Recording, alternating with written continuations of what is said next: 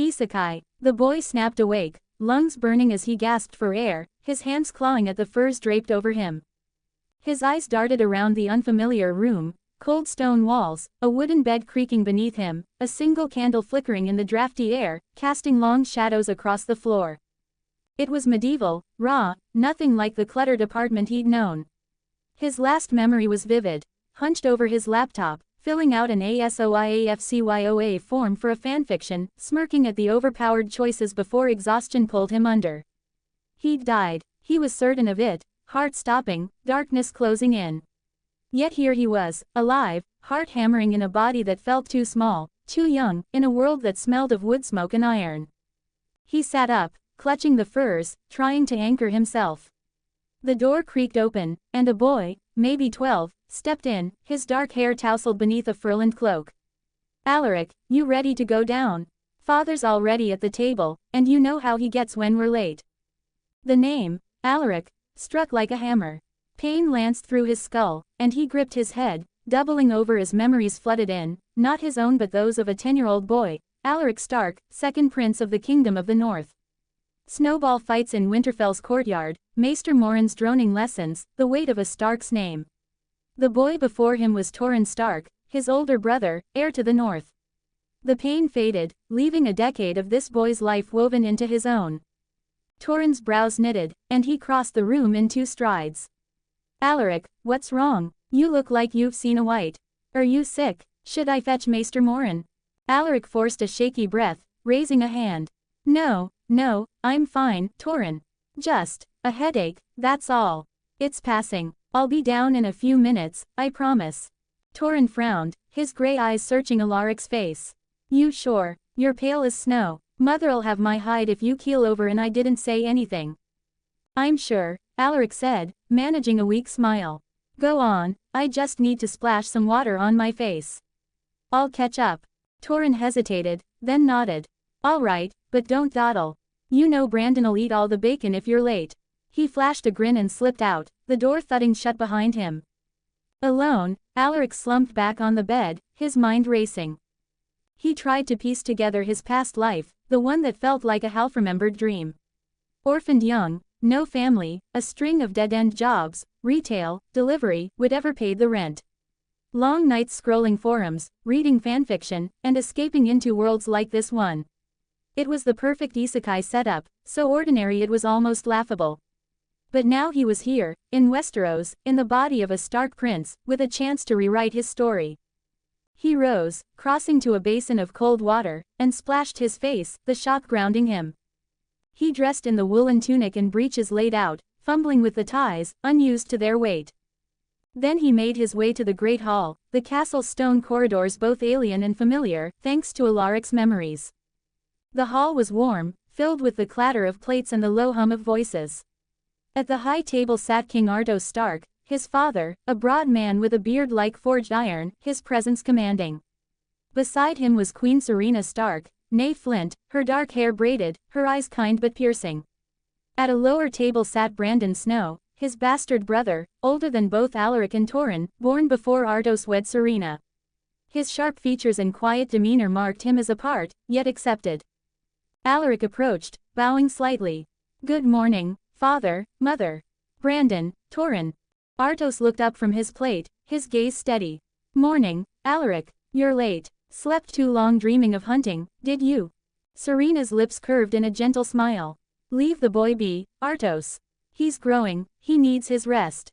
Come, Alaric, sit. There's still plenty of food." "Morning, little brother," Brandon said, his voice low, a faint amusement in his eyes. "Thought you'd sleep till noon." Torrhen, mouth full of bread, grinned. He probably was dreaming of killing a bear. Bet he was swinging a stick at a bear, calling it a sword. Alaric rolled his eyes, taking his seat. "Not all of us wake at dawn to stuff our faces, Torrhen. Some of us have better things to do." "Better things?" Torrhen laughed. "Like tripping over your own feet in the courtyard. I'll believe that when I see it." Serena chuckled softly. "Enough, you two, eat before it gets cold." They ate, the banter fading into comfortable silence, broken only by the crackle of the hearth. Alaric savored the meal, fresh bread, bacon, boiled eggs, far richer than the instant noodles of his past life. After breakfast, he followed Torrhen and Brandon to the courtyard for sword practice. The air was sharp, the ground crunching with frost. Torrhen, wielding a blunted practice sword, smirked as Alaric struggled to find his stance. Still holding it like a shovel, "Alaric," Torrhen said, circling him. "What's the matter, little brother? Afraid you'll break a nail?" Alaric snorted, adjusting his grip. "Keep talking, Torrhen, it'll make it sweeter when I knock you on your ass." Brandon, leaning against a post, raised an eyebrow. Bold words for a pup who can barely lift the sword. "Show me your form, Alaric. Elbow up, like I told you." Alaric swung, his strike clumsy but earnest. Torrhen parried effortlessly, his blade clacking against Alaric's. "Gods, you're slow. Were you napping during Maester Morin's lessons too?" "Keep laughing," Alaric panted, lunging again. "One day, I'll have you both eating dirt." Brandon stepped in, correcting Alaric's stance. "Dreams are free, little brother. But you'll need more than that to beat us. Keep your feet apart, don't lean so far forward." The session was brutal, Alaric's smaller frame no match for his brother's skill. By the end, he was sweaty, bruised, and grinning despite himself. They trudged to the midday meal, where Torrhen recounted Alaric's worst miss, a wild swing that nearly sent him sprawling, earning a rare laugh from Brandon. "You looked like a drunk trying to dance," Torrhen said, tearing into a hunk of bread. "I swear, the crows in the yard were laughing." Alaric smirked, spearing a piece of mutton. "Laugh all you want, I'm just warming up. Next time, you'll be the one kissing the ground." Brandon shook his head, a faint smile tugging at his lips. "Keep practicing, Alaric. You've got heart, I'll give you that." After the meal, Alaric slipped away to the library, his mind buzzing with questions. He needed to know when he was in Westeros. The library was quiet, dust motes swirling in shafts of sunlight. He hauled a heavy tome of northern history from the shelf, its pages crackling with age. His heart raced as he found the entry, "The Doom of Valyria, 87 years ago." That placed him 15 years before Aegon's conquest, in a time of independent kingdoms, before dragons reshaped the world. As he closed the book, a translucent screen flickered into view, visible only to him. It displayed his stats.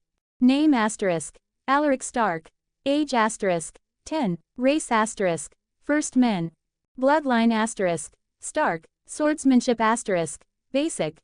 Archery asterisk, intermediate. Notification asterisk, beginner's gift available. His breath hitched. The CYOA gifts he'd chosen in that distant life. He focused on the notification, and two options appeared, Library of Knowledge and Body of Hashirama Senju asterisk. His pulse thundered. The Library of Knowledge offered mastery of anything, engineering, magecraft, potions, runes, every secret of every world. And Hashirama Senju's body would release, regeneration, chakra, it was a god-tier power in a world of steel and blood. A gun in a fistfight didn't begin to cover it. He accepted both, his heart pounding. A green light enveloped him, warm and thrumming, flooding his body with vitality. His muscles tightened, his senses sharpened, as if he could feel the pulse of the earth itself. He closed his eyes, and his mind opened to a vast library within a mental palace. Endless rows of books stretched before him, texts on steam engines, spellcraft, alchemy, star charts, everything humanity had ever dreamed or wrought. With Hashirama's power coursing through him, he was invincible. Alaric opened his eyes, a fierce grin spreading across his face. "No one in Westeros can touch me now," he whispered. He was Alaric Stark, second prince of the North, armed with knowledge and power beyond this world's imagining. The Game of Thrones had a new player, and he intended to win.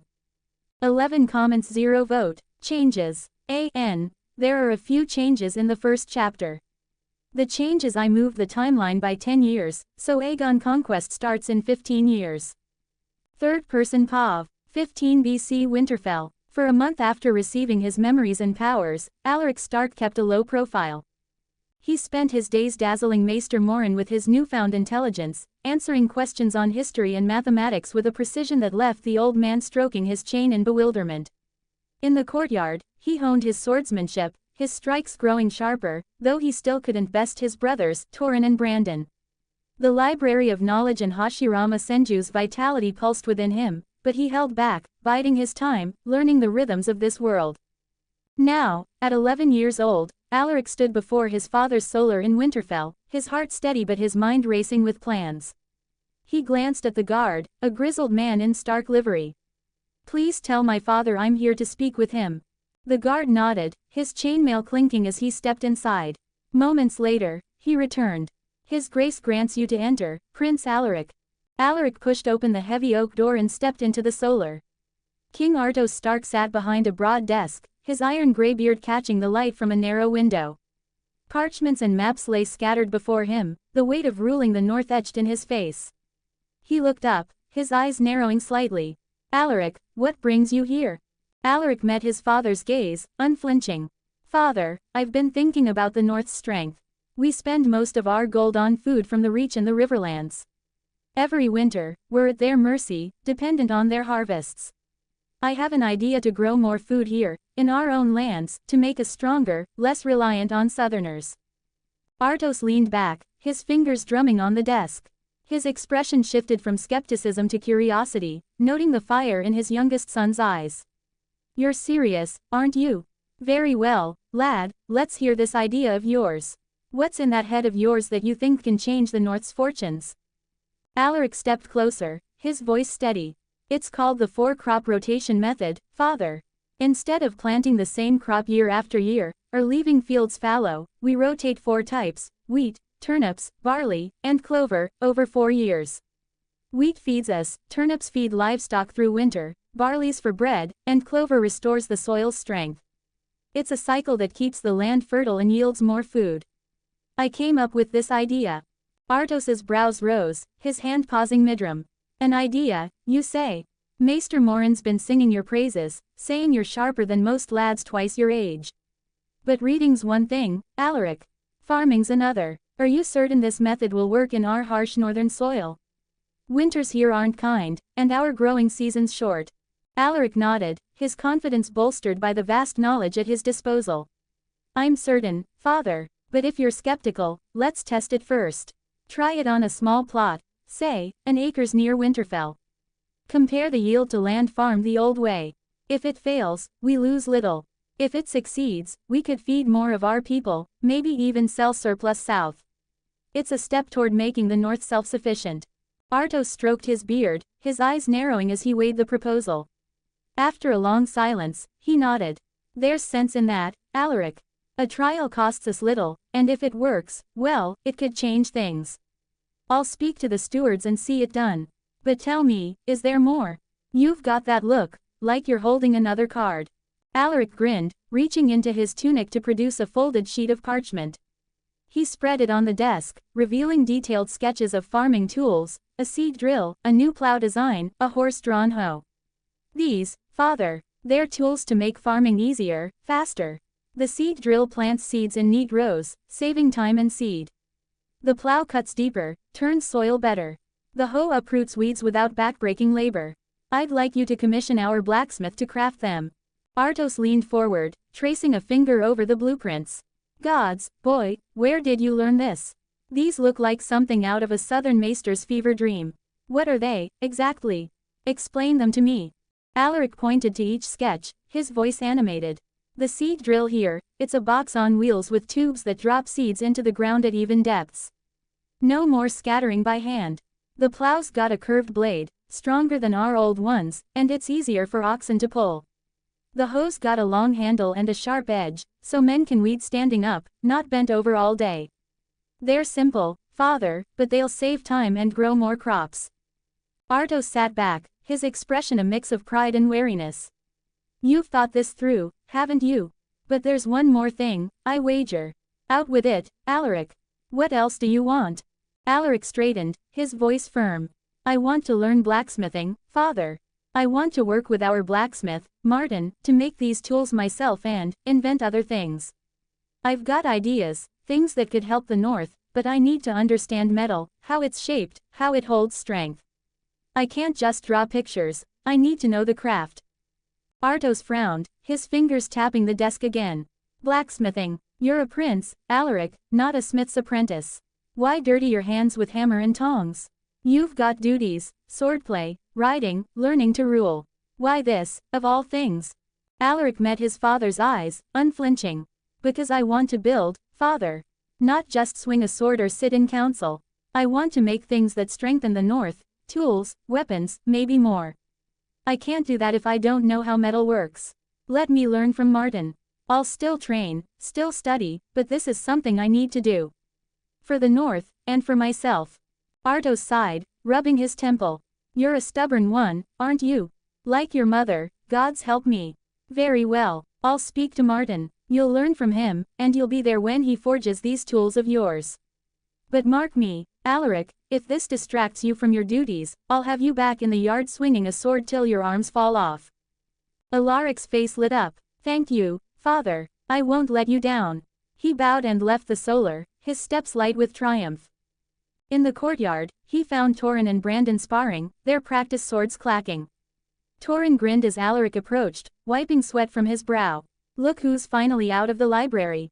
Come to get another thrashing, little brother. Alaric snorted, grabbing a blunted sword. Keep dreaming, Torrhen. One day, I'll have you flat on your back, begging for mercy.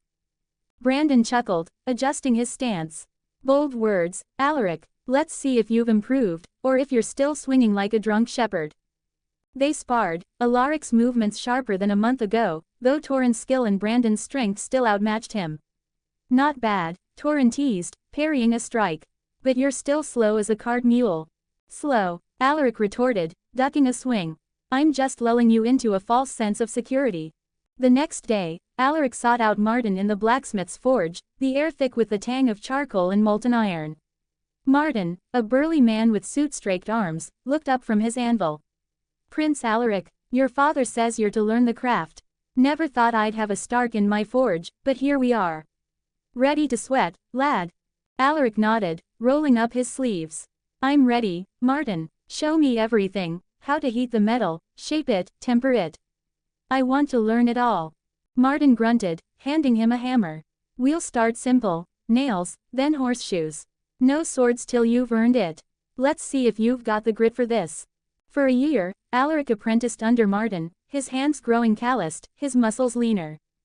He learned to stoke the forge, judge the metal's color, hammer iron into shape. The library of knowledge guided him, filling gaps in Martin's teachings with insights from centuries of metallurgy. Meanwhile, King Artos implemented Alaric's 4-crop rotation on a test plot.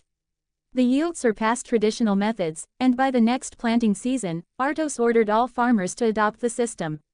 The small folk were skeptical, muttering about untested methods, but Artos promised compensation for any losses. Seeing no risk, they complied, and the North's fields began to thrive. By the end of the year, Alaric's blacksmithing skill reached an intermediate level, his status panel reflecting his progress. Name asterisk, Alaric Stark. Age asterisk, 11, race asterisk, first men. Bloodline asterisk, Stark, swordsmanship asterisk, intermediate. Archery asterisk, intermediate. Blacksmithing asterisk, intermediate. Notification asterisk, none. In the blacksmith's workshop, Alaric set out to craft a Damascus steel sword, drawing on the library of knowledge for the ancient technique. He gathered high-carbon steel and iron, layering them in a precise stack. Martin, he called, watch this. I'm trying something new, a steel stronger and sharper than anything we've made. Martin raised an eyebrow, wiping sweat from his brow. New, you say? You've barely mastered a decent blade, and now you're chasing legends. What's this about, lad? Alaric grinned, heating the stack in the forge. It's called winter steel. Layers of iron and steel, folded and hammered over and over. It's tough, flexible, and holds an edge like nothing else. Just watch. He worked methodically, heating the metal to a glowing red, then hammering it flat, folding it, and repeating the process. Each fold blended the metals, creating intricate patterns. He added flux, borax from the stores, to clean the welds, ensuring the layers bonded. The forge roared, sweat dripped from Alaric's brow, and Martin watched, his skepticism giving way to awe as the metal took shape. Gods be good, Martin muttered, peering at the billet. Look at those ripples. It's like water frozen in steel. How'd you learn this, lad? No book in Winterfell's library teaches such a thing. Alaric shrugged, keeping his secret. Just something I figured out. Trial and error, you know. After hours of folding, forging, and shaping, Alaric quenched the blade in oil, the hiss filling the workshop. He ground the edge, polished the surface to reveal swirling patterns, and fitted a leather-wrapped handle with a wolf's head pommel and a black cross guard. Holding the longsword aloft, he admired its balance, the blade gleaming in the forge's light. Martin's jaw dropped. That's a king's blade, Alaric. Can I hold it? Just to feel the weight. Alaric laughed, handing him the sword. Why not? You've earned a look, putting up with me all year. Martin took the blade reverently, turning it in his hands. Light as a feather, strong as Valyrian steel, I'd wager. The patterns, it's a work of art. You're no apprentice anymore, lad. This is master's work. What now? Alaric beamed. I say we show it to father. Want to see his face when he lays eyes on it? Martin chuckled, handing the sword back. I wouldn't miss that for all the ale in Wintertown. Let's go, lad. Alaric wrapped the sword in a wolf pelt and led Martin to the king's solar. At the door, the guard nodded them through after a brief exchange. Inside, Artos sat with Torrhen and Brandon, discussing grain stores. The king looked up, his brow furrowing. Alaric, Martin, what's this about? I'm in the middle of matters here. If it's urgent, speak. If not, it can wait. Alaric grinned, stepping forward. It's urgent, father. I've made something you need to see. He placed the pelt-wrapped sword on the desk. Unwrap it. Artos exchanged a glance with his sons, then peeled back the pelt. The sword gleamed, its patterned steel catching the light. Torrhen leaned forward, eyes wide. Gods, Alaric, what is that? Brandon whistled softly. That's no ordinary blade. Look at the ripples. It's beautiful. Artos lifted the sword, testing its weight. This is your work, Alaric. Martin, you let a boy craft something like this. Martin bowed. It's all his, your grace. I watched him make it. Layered steel, folded 100 times, he says. Called it winter steel. I've never seen something like that. Alaric cleared his throat. It's stronger than common steel, father, and holds a sharper edge. Flexible, too, so it won't snap in battle. With blades like these, our men could cut through southern swords like they were butter. Artos's eyes gleamed, a rare smile breaking through. You've outdone yourself, lad. If we can make more, gods, when the southerners march on Moat Cailin again, we'll shatter their armies. This steel could make the north untouchable. Torrhen clapped Alaric's shoulder. Little brother, you're full of surprises. When did you become a smith worthy of legends? Brandon nodded, his usual reserve cracking. Alaric, this is a blade for a king. Or a prince. Alaric's chest swelled with pride. It's just the start, father. With this steel, and more I'll make, the north will stand stronger than ever. Artos set the sword down, his gaze fixed on his youngest son. You've given me much to think on, Alaric. We'll speak more of this. For now, well done, lad. Well done. 9 comments 0 vote, timeskip, AN. There are a few changes in the first chapter. The change is I moved the timeline by 10 years, so Aegon conquest starts in 15 years. 10 years had passed since Alaric Stark, second prince of the north, unveiled his winter steel blade to his father and brothers in King Artos Stark's solar. Now 21, Alaric had reshaped the north with innovations drawn from the library of knowledge. His changes touched every corner of the kingdom, earning both admiration and wariness from the lords of the north, while cementing House Stark's dominance in a land once bound by tradition. The 4-crop rotation method, first tested on a small plot near Winterfell, had revolutionized northern agriculture. King Artos, convinced by the trial's bountiful yield, summoned his bannermen to a grand moot at Winterfell to present Alaric's idea. Every lord of the north attended, their faces etched with skepticism as Alaric, then a boy of 11, explained the cycle of wheat, turnips, barley, and clover. Lord Baron Umber, a giant of a man, scoffed, "A lad's fancy won't feed my small folk when winter comes." Yet, when Artos offered to subsidize trial plots, even the gruff Umber relented. Within 2 years, the results silenced doubters. Fields produced double the grain, turnips sustained livestock through harsh winters, and clover-enriched soil promised long-term fertility. By the 5th year, every major house had adopted the method, and by the 10th, even minor holdfasts followed suit. The north, once heavily dependent on food imports from the Reach and Riverlands, now imported only specialty goods, fruits, wines, while exporting surplus barley and smoked meats. Lord Glover, once a skeptic, toasted Alaric at a feast, declaring, "The boy's crops have made us kings of our own tables." The small folk, too, prospered, with fewer starving winters, and whispers of Prince Alaric's miracle spread through villages. Winter steel, Alaric's layered metal, became a legend in its own right. After presenting the first blade to his father, Alaric gifted swords to key lords. Umber received a greatsword, Stark a longsword, and Bolton a set of daggers. The blades, rippling patterns and unmatched edge sparked awe.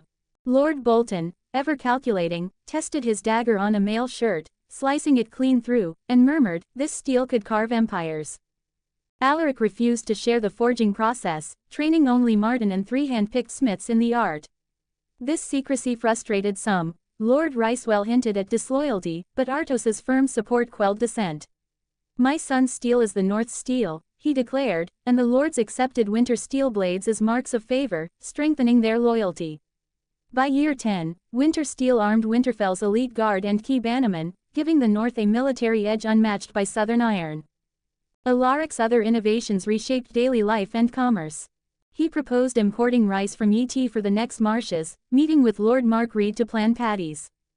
The Cranogmen, wary of outsiders, warmed to Alaric's respect for their ways, and within 3 years, rice became a staple in the south of the North, with House Reed gaining wealth from trade. Lord Reed, a quiet man, sent Alaric a frog-shaped jade pendant as thanks, a rare gesture of trust. Cement, introduced through alchemical recipes, transformed construction. Winterfell's walls thickened, and new holdfasts like deepwood moats rose in half the time. Lord Glover, overseeing his keep's expansion, marveled, "This grey sludge hardens like stone." Roads, paved with gravel and cement, linked every holdfast from last hearth to the neck, speeding trade and troop movements.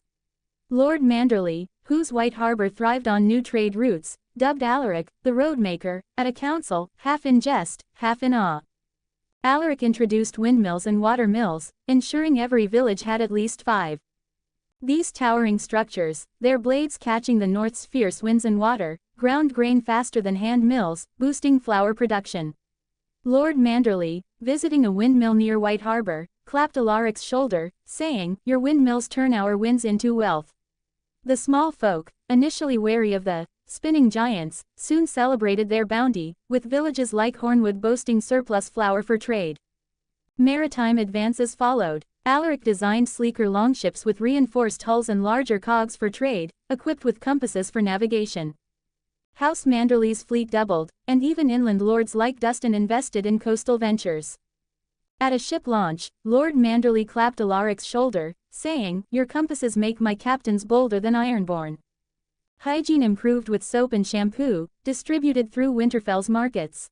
Lady Dustin, known for her vanity, praised the rose-scented soap, gifting Alaric a silver comb. Alcoholic drinks, whiskey, vodka, gin, rum, spawned a distillery industry, with winter towns, Stark's Fire, whiskey fetching high prices in southern ports.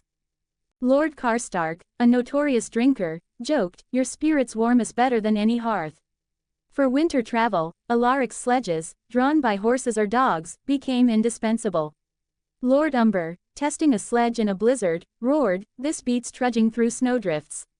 The lords, though initially resistant to change, embraced these innovations as their wealth and influence grew, though some, like Bolton, watched Alaric with calculating eyes, wary of his growing influence.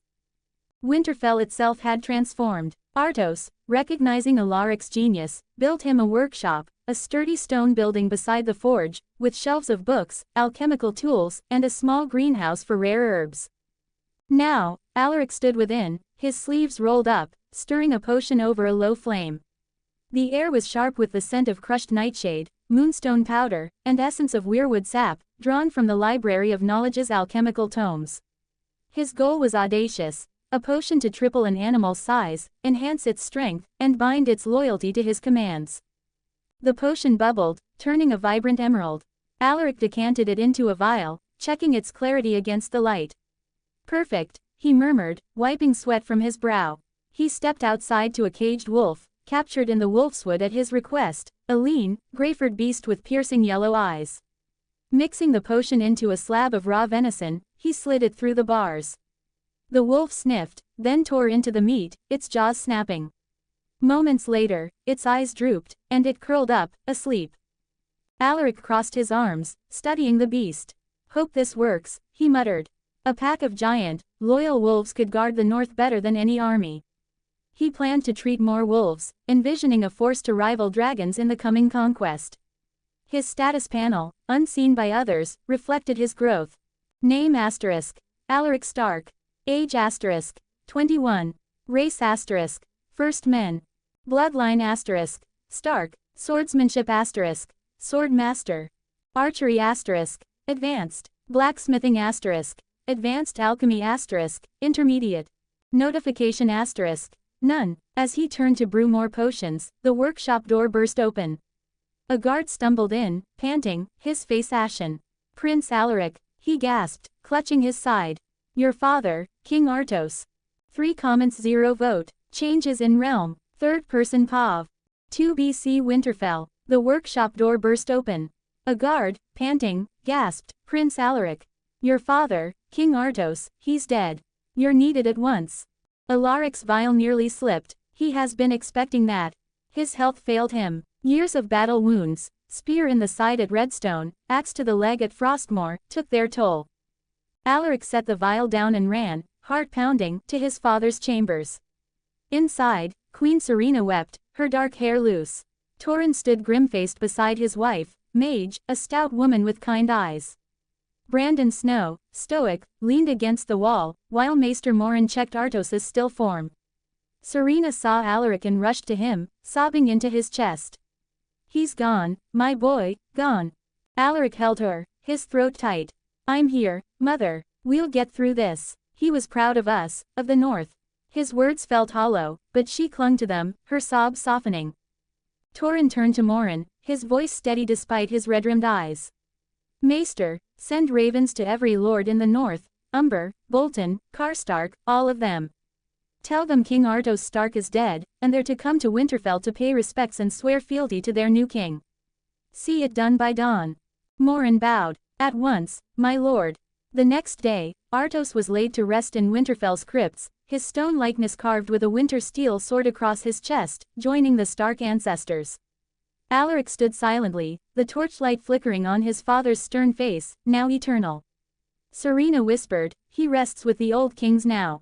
A moon later, the lords arrived, Umber, massive and somber, Bolton, pale and unreadable, Glover, Karstark, Dustin, Manderley, and Reed, each with retinues. In the great hall, they knelt before Torrhen, swearing oaths of fealty. Umber's voice boomed, to King Torrhen Stark, my sword and strength. Bolton's oath was curt, his eyes flicking to Alaric. After the ceremony, the lords feasted, toasting Artos's memory, then departed, their loyalty secured. Torrhen summoned Alaric to the Solar. The new king, now 24, sat at Artos's desk, his crown a simple iron band. Alaric, he began, you've changed the north, crops, steel, windmills, roads. The lords talk of you as much as they mourn father. But we must look forward. I've had marriage proposals. Lord Manderley offers his daughter, Lord Reed a cousin. What are your plans? The north needs you settled, strong. Alaric shook his head, resolute. I'm not ready to marry, Torrhen. I've more to do, plans to strengthen us against what's coming. Give me 5 years. I'll build more, invent more, prepare us for the storm. After that, I'll tell you my path. Marriage, maybe, or something else. Trust me, brother. Torrhen studied him, then nodded. 5 years, Alaric, you've earned that much, but don't think I'll let you dodge forever. The North needs Starks, not just inventions. He smiled faintly. Go, do what you do best. Alaric bowed and left, heading to the Wolfswood pens. The potion-treated direwolf had doubled in size, its shoulders level with his chest, its eyes gleaming with loyalty. He fed it, murmuring commands it obeyed instantly. In his workshop, he worked on a new potion to enhance human strength, senses, and magical potential, enabling magecraft and runework from the Library of Knowledge. If I can make men wield magic, he thought, the North will be unstoppable. In the south, news of Artos's death spread. Reach and Riverland's lords, already reeling from lost grain sales to the North's self-sufficiency, schemed to exploit the transition. King Gardner, in Highgarden, snapped at his stewards, the Starks grow too bold. We must find leverage, trade, alliances, anything. In Dragonstone, Aegon Targaryen, first of his name, heard of Artos's death and shrugged, his violet eyes cold. A dead wolf changes nothing, he told his sisters. In 2 years, Westeros will kneel to dragons, north and all. His conquest plans churned, undeterred.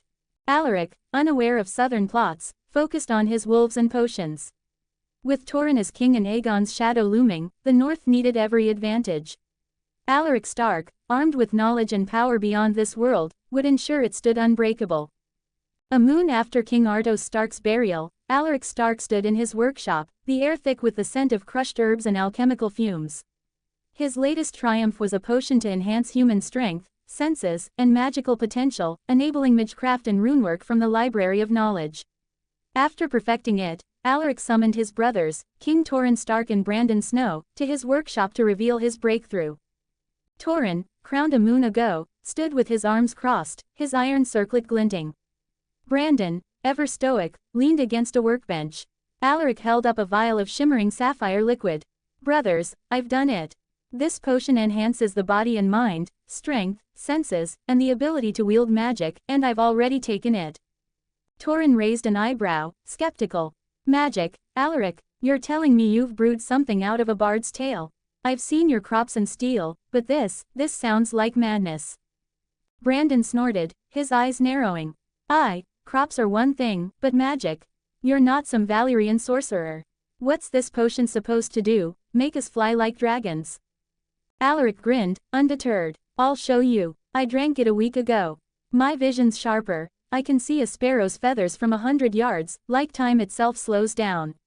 My strength's grown, and, he raised his hands, which glowed with faint, circuit-like patterns pulsing green. With a gesture, he conjured a longsword from thin air, its blade shimmering like ice, the Stark ancestral sword. The weapon was solid and gleaming, before dissolving in a flicker of light. Torrhen's jaw dropped, his kingly composure shattered. Gods be good, how? Alaric, how? Brandon stared, his usual reserve gone. That's sorcery. You made a sword from nothing. Explain yourself, little brother. Alaric laughed, the sound light but edged with pride. Magic, brothers. The potion awakens something in us called mana, whatever you like. It's in our blood, first men blood, waiting to be unlocked. Watch this. He walked to his heavy oak table, laden with books and tools, and lifted it with one hand as if it were a feather, holding it aloft before setting it down gently. Torrhen blinked, shaking his head. By the gods, Alaric, you're stronger than Umber now. This is real. Brandon stepped forward, poking the table as if it might bite. Real as steel. All right, I believe you. But what do we do with this? You can't just hand out magic like you did windmills. Alaric nodded, his expression serious. That's why I called you. We share this with those loyal to House Stark, our most trusted bannermen, our elite guard. But not all of it. We give them half the potion's power, enough to enhance strength and senses, maybe basic magecraft, but not the full magic I've unlocked. They'll be stronger, faster, but dependent on us for more. And I'm working on a magical contract, a binding rune to ensure loyalty. No one will betray us, especially not Lord Bolton, who looks at me like I stole his favorite chicken leg. Torrhen burst out laughing, the tension breaking. Gods, Alaric, that's Ryman to the bone.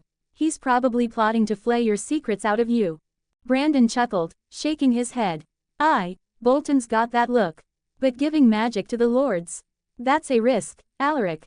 Even half strength, they could turn it against us. What if Umber decides he wants to be king?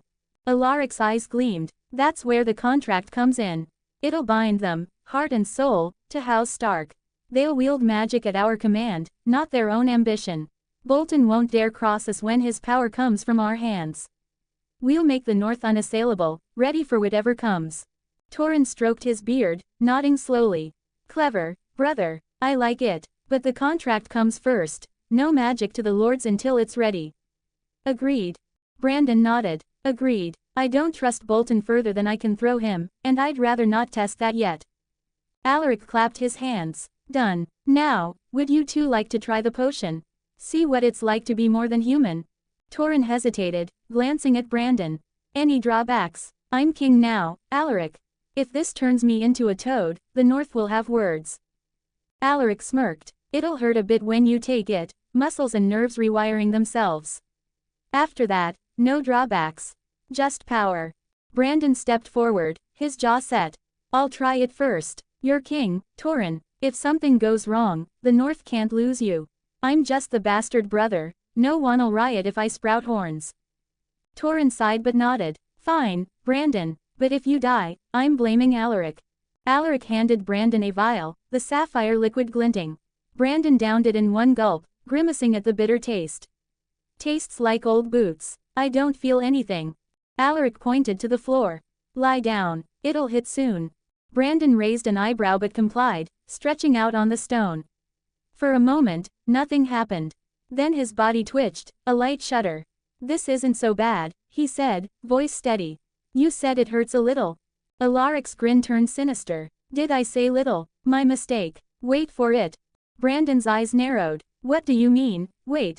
His words cut off as his body convulsed, muscles seizing as if trampled by a herd of oxen. He screamed, a raw, guttural sound that echoed off the workshop walls. Alaric, you bastard. Torrhen lunged forward, panic in his eyes. Alaric, what's happening? You said it was safe.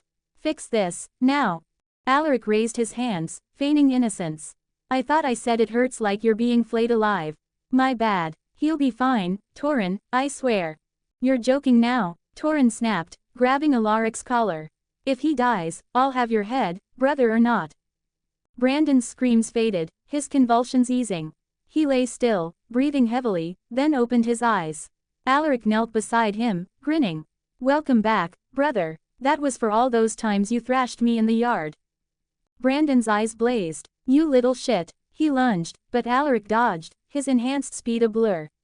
Brandon scrambled up, chasing him out of the workshop into the courtyard, snatching a training sword from a rack. Get back here, Alaric. Alaric laughed, weaving through the yard. It was a joke, Brandon. No need to take it so seriously. The onlookers, guards, servants, gaped as the brothers tore across the courtyard at superhuman speed, their movements a blur. Brandon swung the sword, but Alaric sidestepped effortlessly. Come on, brother, you're faster now. Use it. Brandon, running, didn't notice his own speed until Alaric stopped abruptly, grabbed him, and hurled him into a stone wall. The impact cracked the masonry, sending dust flying. Brandon froze, stunned, as Alaric called, calm down and look around. Brandon blinked, noticing the crowd's dropped jaws. He looked at the cracked wall, then at Alaric. What am I?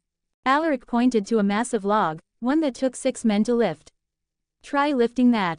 Brandon approached, hesitant, then lifted the log with one hand, his face a mix of shock and awe. He dropped it, the ground shaking, and flexed his arms. It worked. Gods, it worked. Alaric smirked. Of course it did. I made it. Torrhen joined them, shaking his head. Well, now we know it works. Alaric, make that magical contract your priority. No mistakes. Alaric nodded. Aye, my king. Then the brother moved to the workshop, and Alaric presented Torrhen the potion vial. Torrhen eyed the remaining vial. Fine, I'll take it. But if I scream like Brandon, you're cleaning the stables for a month. In the workshop, Torrhen drank the potion, enduring the pain with gritted teeth, guided by Alaric's instructions. As he emerged, stronger and sharper, the brothers planned their next steps.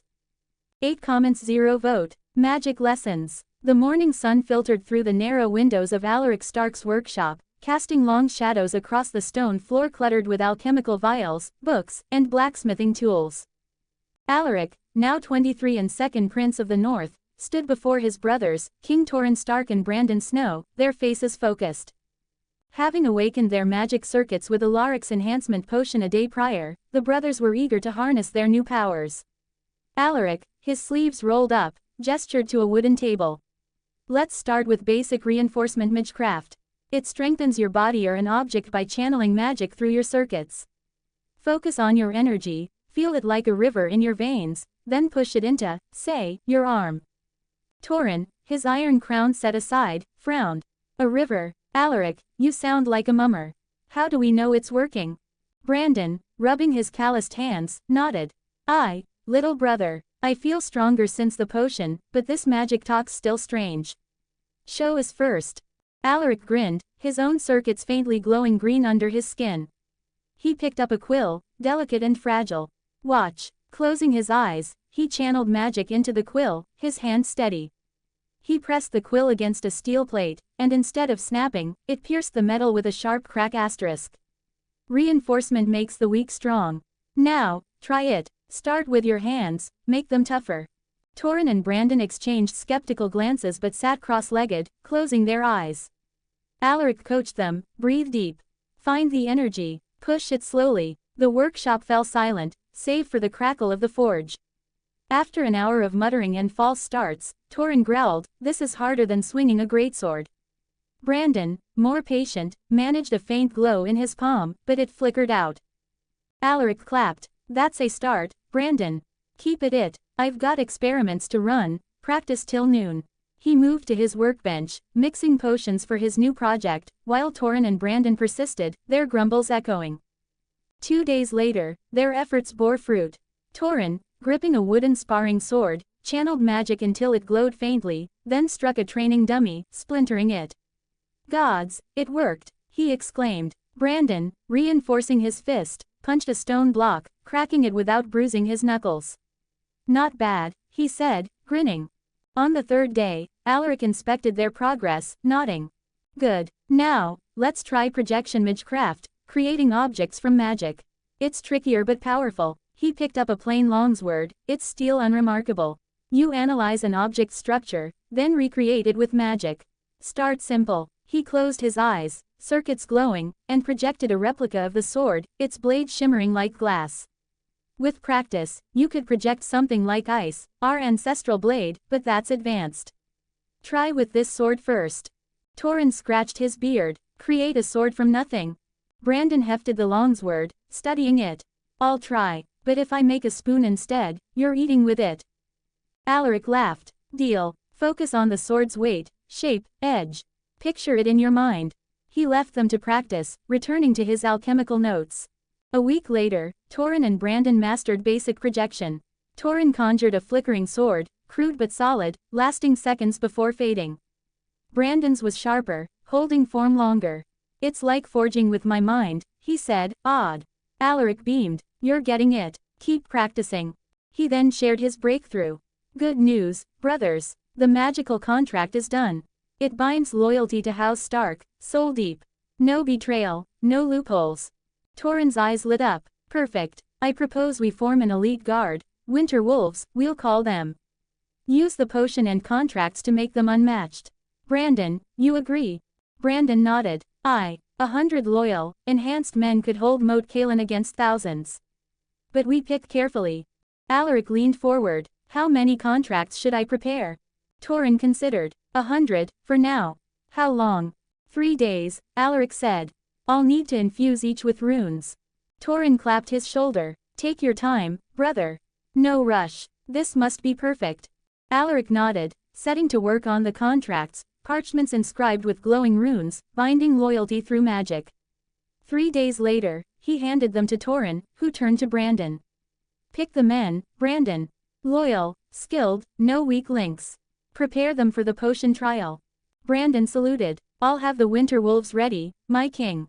While Torrhen and Brandon organized, Alaric returned to his forge, smithing a black longsword, light enough for one hand. By midday, he finished inscribing runes along its blade, drawn from the Library of Knowledge, symbols for lightning and sharpness. Channeling magic, the sword crackled with electric arcs. He tested it on a training dummy, slicing it clean in half, the cut edges charred with burn marks. Examining the precision, Alaric smiled, satisfied, and set the blade aside. He began forging another, his hammer ringing with purpose. Later, Alaric checked his wolf pens. The potion-treated wolves, once ordinary, now stood horse-sized, their fur sleek, eyes gleaming with loyalty. He ran a hand over one's flank, grinning. If regular wolves grow this big, what'll dire wolves become? The thought sent a shiver of excitement through him. "Giants," he whispered. That night, Alaric Stark, Torrhen Stark, and Brandon Snow, in his workshop, the air thick with the scent of molten metal and alchemical herbs. His latest creations lay on a workbench, 2 black longswords, each inscribed with glowing runes from the Library of Knowledge.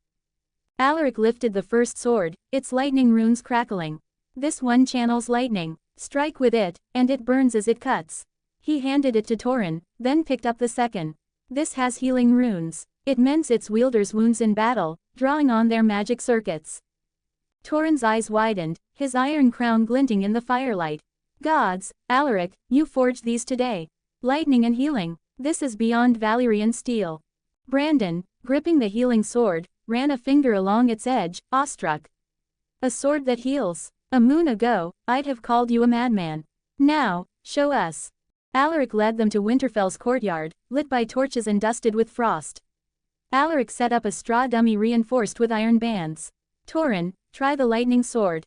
Torrhen, circuits faintly glowing from the enhancement potion, swung the sword. A bolt of lightning arced from the blade, slicing the dummy in half with a thunderous crack asterisk. The cut edges smoldered, charred black. The crowd gasped, stepping back. Torrhen stared at the blade, gobsmacked. By the gods, it's like wielding a lightning. Alaric grinned, handing Brandon a dagger. Cut yourself, lightly. Test the healing sword. Brandon hesitated, then nicked his forearm, blood welling. He gripped the healing sword, channeling magic as Alaric instructed. The green runes flared, and the cut sealed, leaving unblemished skin. Brandon's jaw dropped. It works. Gods, it works asterisk. Torrhen handed the lightning sword back, shaking his head. Alaric, what else can you make? This is unreal. Alaric leaned against a post, eyes gleaming. Plenty, brothers. I can forge swords that don't cut unless the wielder wills it, safe to touch, deadly on command. Swords that radiate heat to melt armor or cold to freeze flesh. Blades that sharpen with every drop of enemy blood, growing deadlier in battle. I'm not limited to swords, maces, spears, axes, all inscribed with runes. I can make bows that fire indestructible arrows with enhanced power, or arrows that explode with fire, ice, wind, or water. Even arrows that seek their target, no matter the distance or cover. The library, my studies, hold countless designs. I've written books on it, stored here. He gestured to a shelf of leather-bound tomes. With time, you too could learn to make them, using your magic. Torrhen stared at the books, then at Alaric. Books? You've written books on magical weapons. A moon ago, I'd have thrown you in the crypts for raving. Now, I believe every word. Brandon, still clutching the healing sword, laughed. You're a bloody sorcerer, Alaric. What's next? Flying ships? Dragons of our own? Alaric chuckled. Give me time, Brandon. I'll make us untouchable. Torrhen nodded, his kingly demeanor returning. Keep it, brother. Arm our winter wolves with basic indestructible swords. The North will need every edge with the South stirring. Brandon set the sword down, his expression serious. Aye, and keep those books safe. If Bolton gets wind of this, he'll flay you for the pages. Alaric smirked. Let him try. My circuits are faster than his knives. The brothers laughed, the tension easing. Alaric returned to his workbench, planning more runic weapons, while Torrhen and Brandon practiced reinforcement, their circuits glowing. Outside, the North thrived, windmills spinning, roads bustling, fields lush with crops. 3 comments 0 vote. Prelude to war. A year and a half had passed since Alaric Stark demonstrated magic to his brothers. Torrhen and his wife Mage, a steadfast woman of House Mormont, had welcomed a son, Edric, now one, whose giggles brought warmth to Winterfell's stone halls.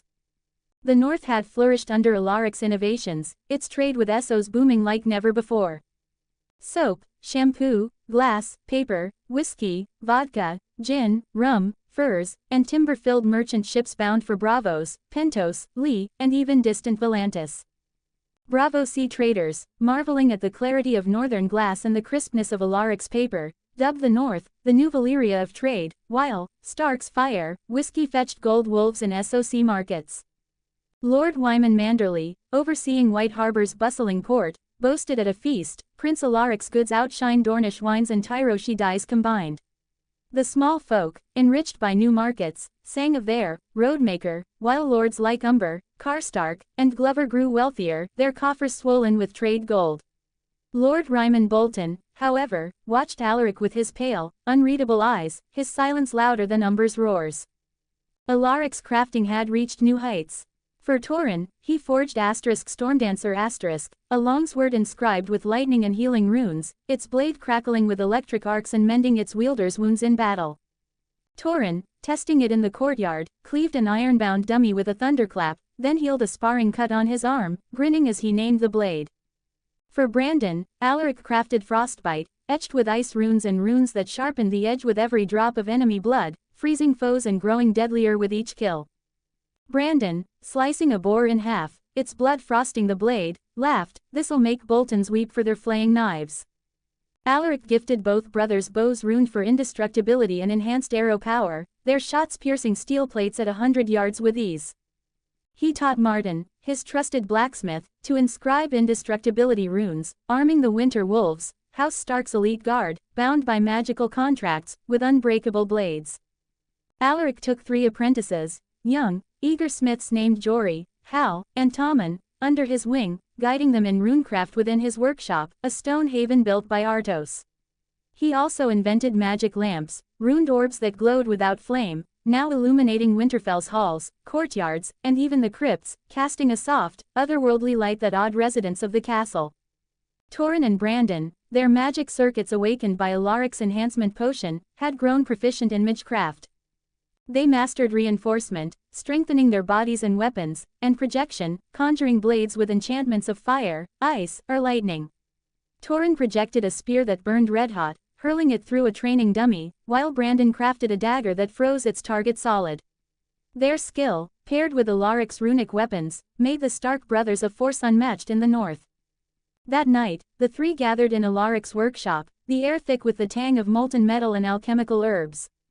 A magic lamp glowed overhead, bathing the room in steady light. Torrhen leaned on a workbench, eyeing the lamp with a calculating gaze. "These lamps, Alaric, they're a marvel. Imagine them in every holdfast, every village from last hearth to the neck. We could sell them to Essos, Bravos would pay a fortune to outshine their candles. The gold could fund a standing army, maybe even a fleet to rival Manderly's." Brandon, tossing a runed arrow between his hands, nodded. "Aye, Torrhen's right, these lamps could make us richer than the Lannisters. But we'd need to guard the craft closely. Have you thought about how to keep them ours?" Alaric grinned. "I've got it covered, brothers. Each lamp has a locking rune, only with a key, and those with awakened circuits can make or repair them. Even if a Lysini thief cracks one open, it'll just be a lump of glass and metal without the magic. I say we start with Bravos, their sea lords got deep pockets and a taste for novelties. But we'll need more hands. My apprentices are good, but crafting lamps takes time. I'm thinking we train a few more, maybe from White Harbor, under strict oaths." Torrhen stroked his beard, his kingly demeanor softened by the workshop's warmth. "That's a sound plan, Alaric. Bravos first, then Pentos. We'll need to send a trusted man to negotiate. Manderly's got a knack for trade, but I don't want him knowing the lamp's secrets. Maybe one of your apprentices, trained to show the goods, but keep their mouths shut. What do you think, Brandon?" Brandon set the arrow down, his eyes narrowing. "I like it, but I'd send Jory, Alaric's eldest apprentice. He's loyal, not too talkative, and he's got a good head for numbers. But we should test the market small, send a dozen lamps, see what price they fetch. If Bravos bites, we scale up. And Alaric, you sure these locking runes are foolproof? I don't want some SOC magister waving a glowing orb at us in a year, claiming he made it." Alaric laughed. "Foolproof as winter steel, Brandon. The runes are tied to our type of magic. Even a Valyrian sorcerer couldn't crack them without a magic circuits. We'll start small, as you say. A dozen lamps, Jory to Bravos, and we'll have gold flowing in by spring. But we'll need to." A sharp knock cut him off. Torrhen straightened, his voice firm. "Come in." Maester Morin entered, his chain clinking, holding a sealed parchment with a grave expression. "My king, a letter arrived at dusk, bearing a 3-headed dragon sigil. It came by ship from Dragonstone, marked urgent." Torrhen's brows furrowed as he took the letter, his fingers brushing the red wax seal. "Dragonstone, what's this now? Leave us, Morin." Morin bowed, retreating. "As you command, your grace." Torrhen broke the seal, his eyes scanning the parchment. His face tightened, then cracked into a booming laugh, echoing off the workshop walls. He doubled over, clutching his sides, tears forming at the corners of his eyes. "Gods be good, this is the richest jest I've ever read." Brandon, leaning forward, frowned, his hand on frostbite's hilt. "What's got you howling like a drunk umber, Torrhen?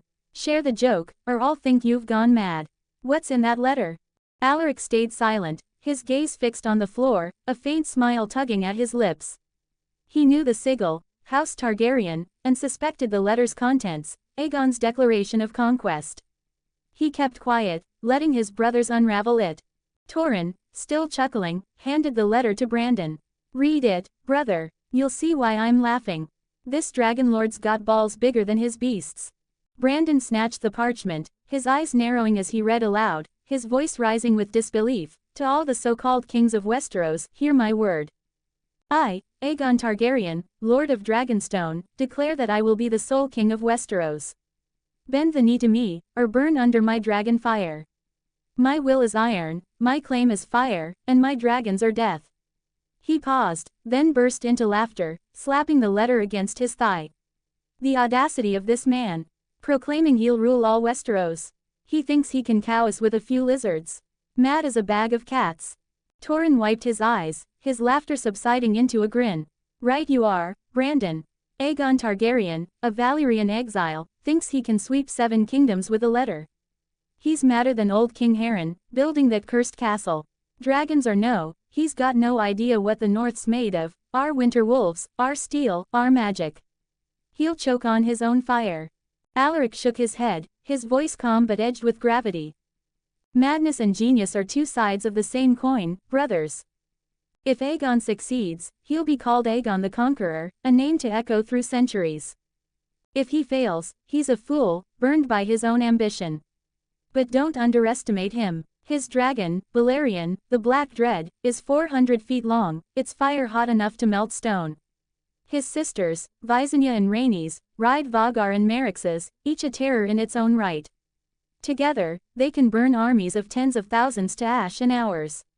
It all hinges on how Aegon wields them, strategy, not just fire. He's no madman, not entirely." Torrhen's grin faded, his kingly resolve hardening. "You're right, Alaric, as much as I hate to admit it. We can't laugh this off. I always thought war would come from the Andals, Gardeners or Lannisters, jealous of our crops, our roads, our mills spinning in every village, our trade with Essos filling our coffers.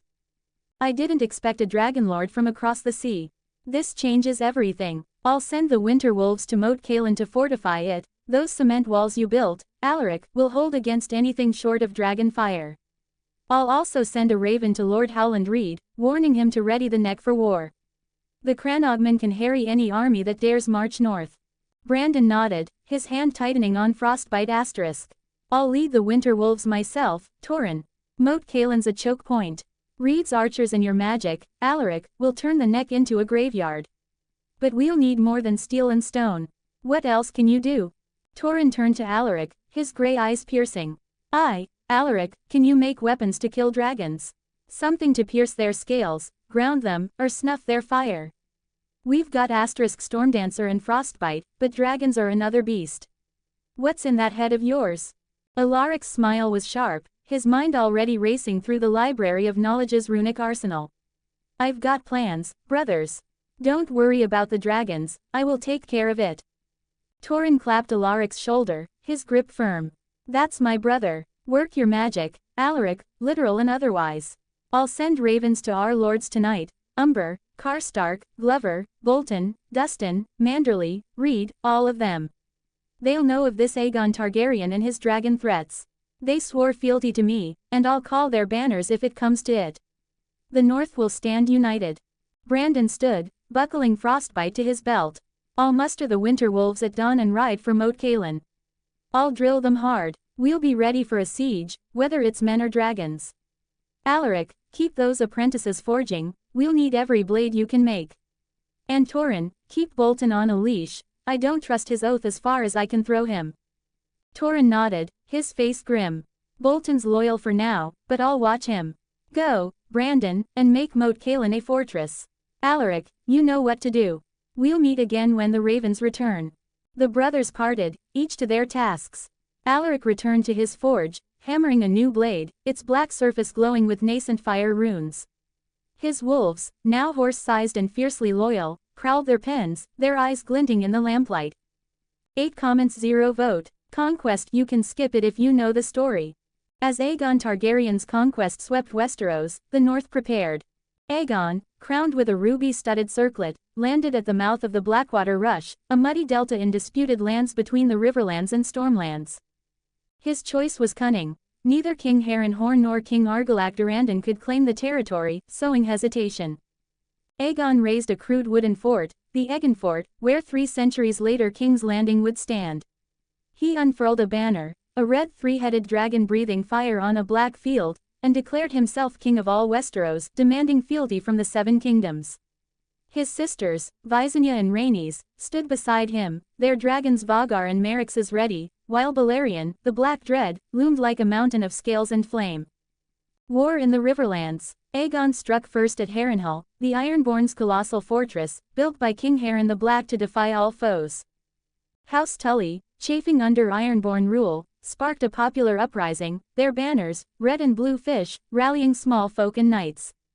Aegon's host, bolstered by Riverlands rebels, surrounded Harrenhal. Harren, arrogant in his impenetrable castle, mocked Aegon from its towers. "No blade can breach these walls," he bellowed. That night, Aegon mounted Balerion, whose fire melted Harrenhal's stone towers like wax, roasting Harren and his sons alive.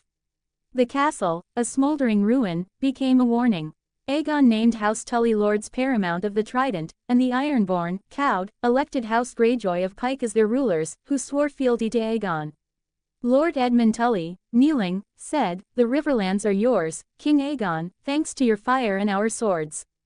War in the Stormlands. Simultaneously, Aegon's bastard half-brother, Orys Baratheon, marched on Storm's End with a Targaryen host.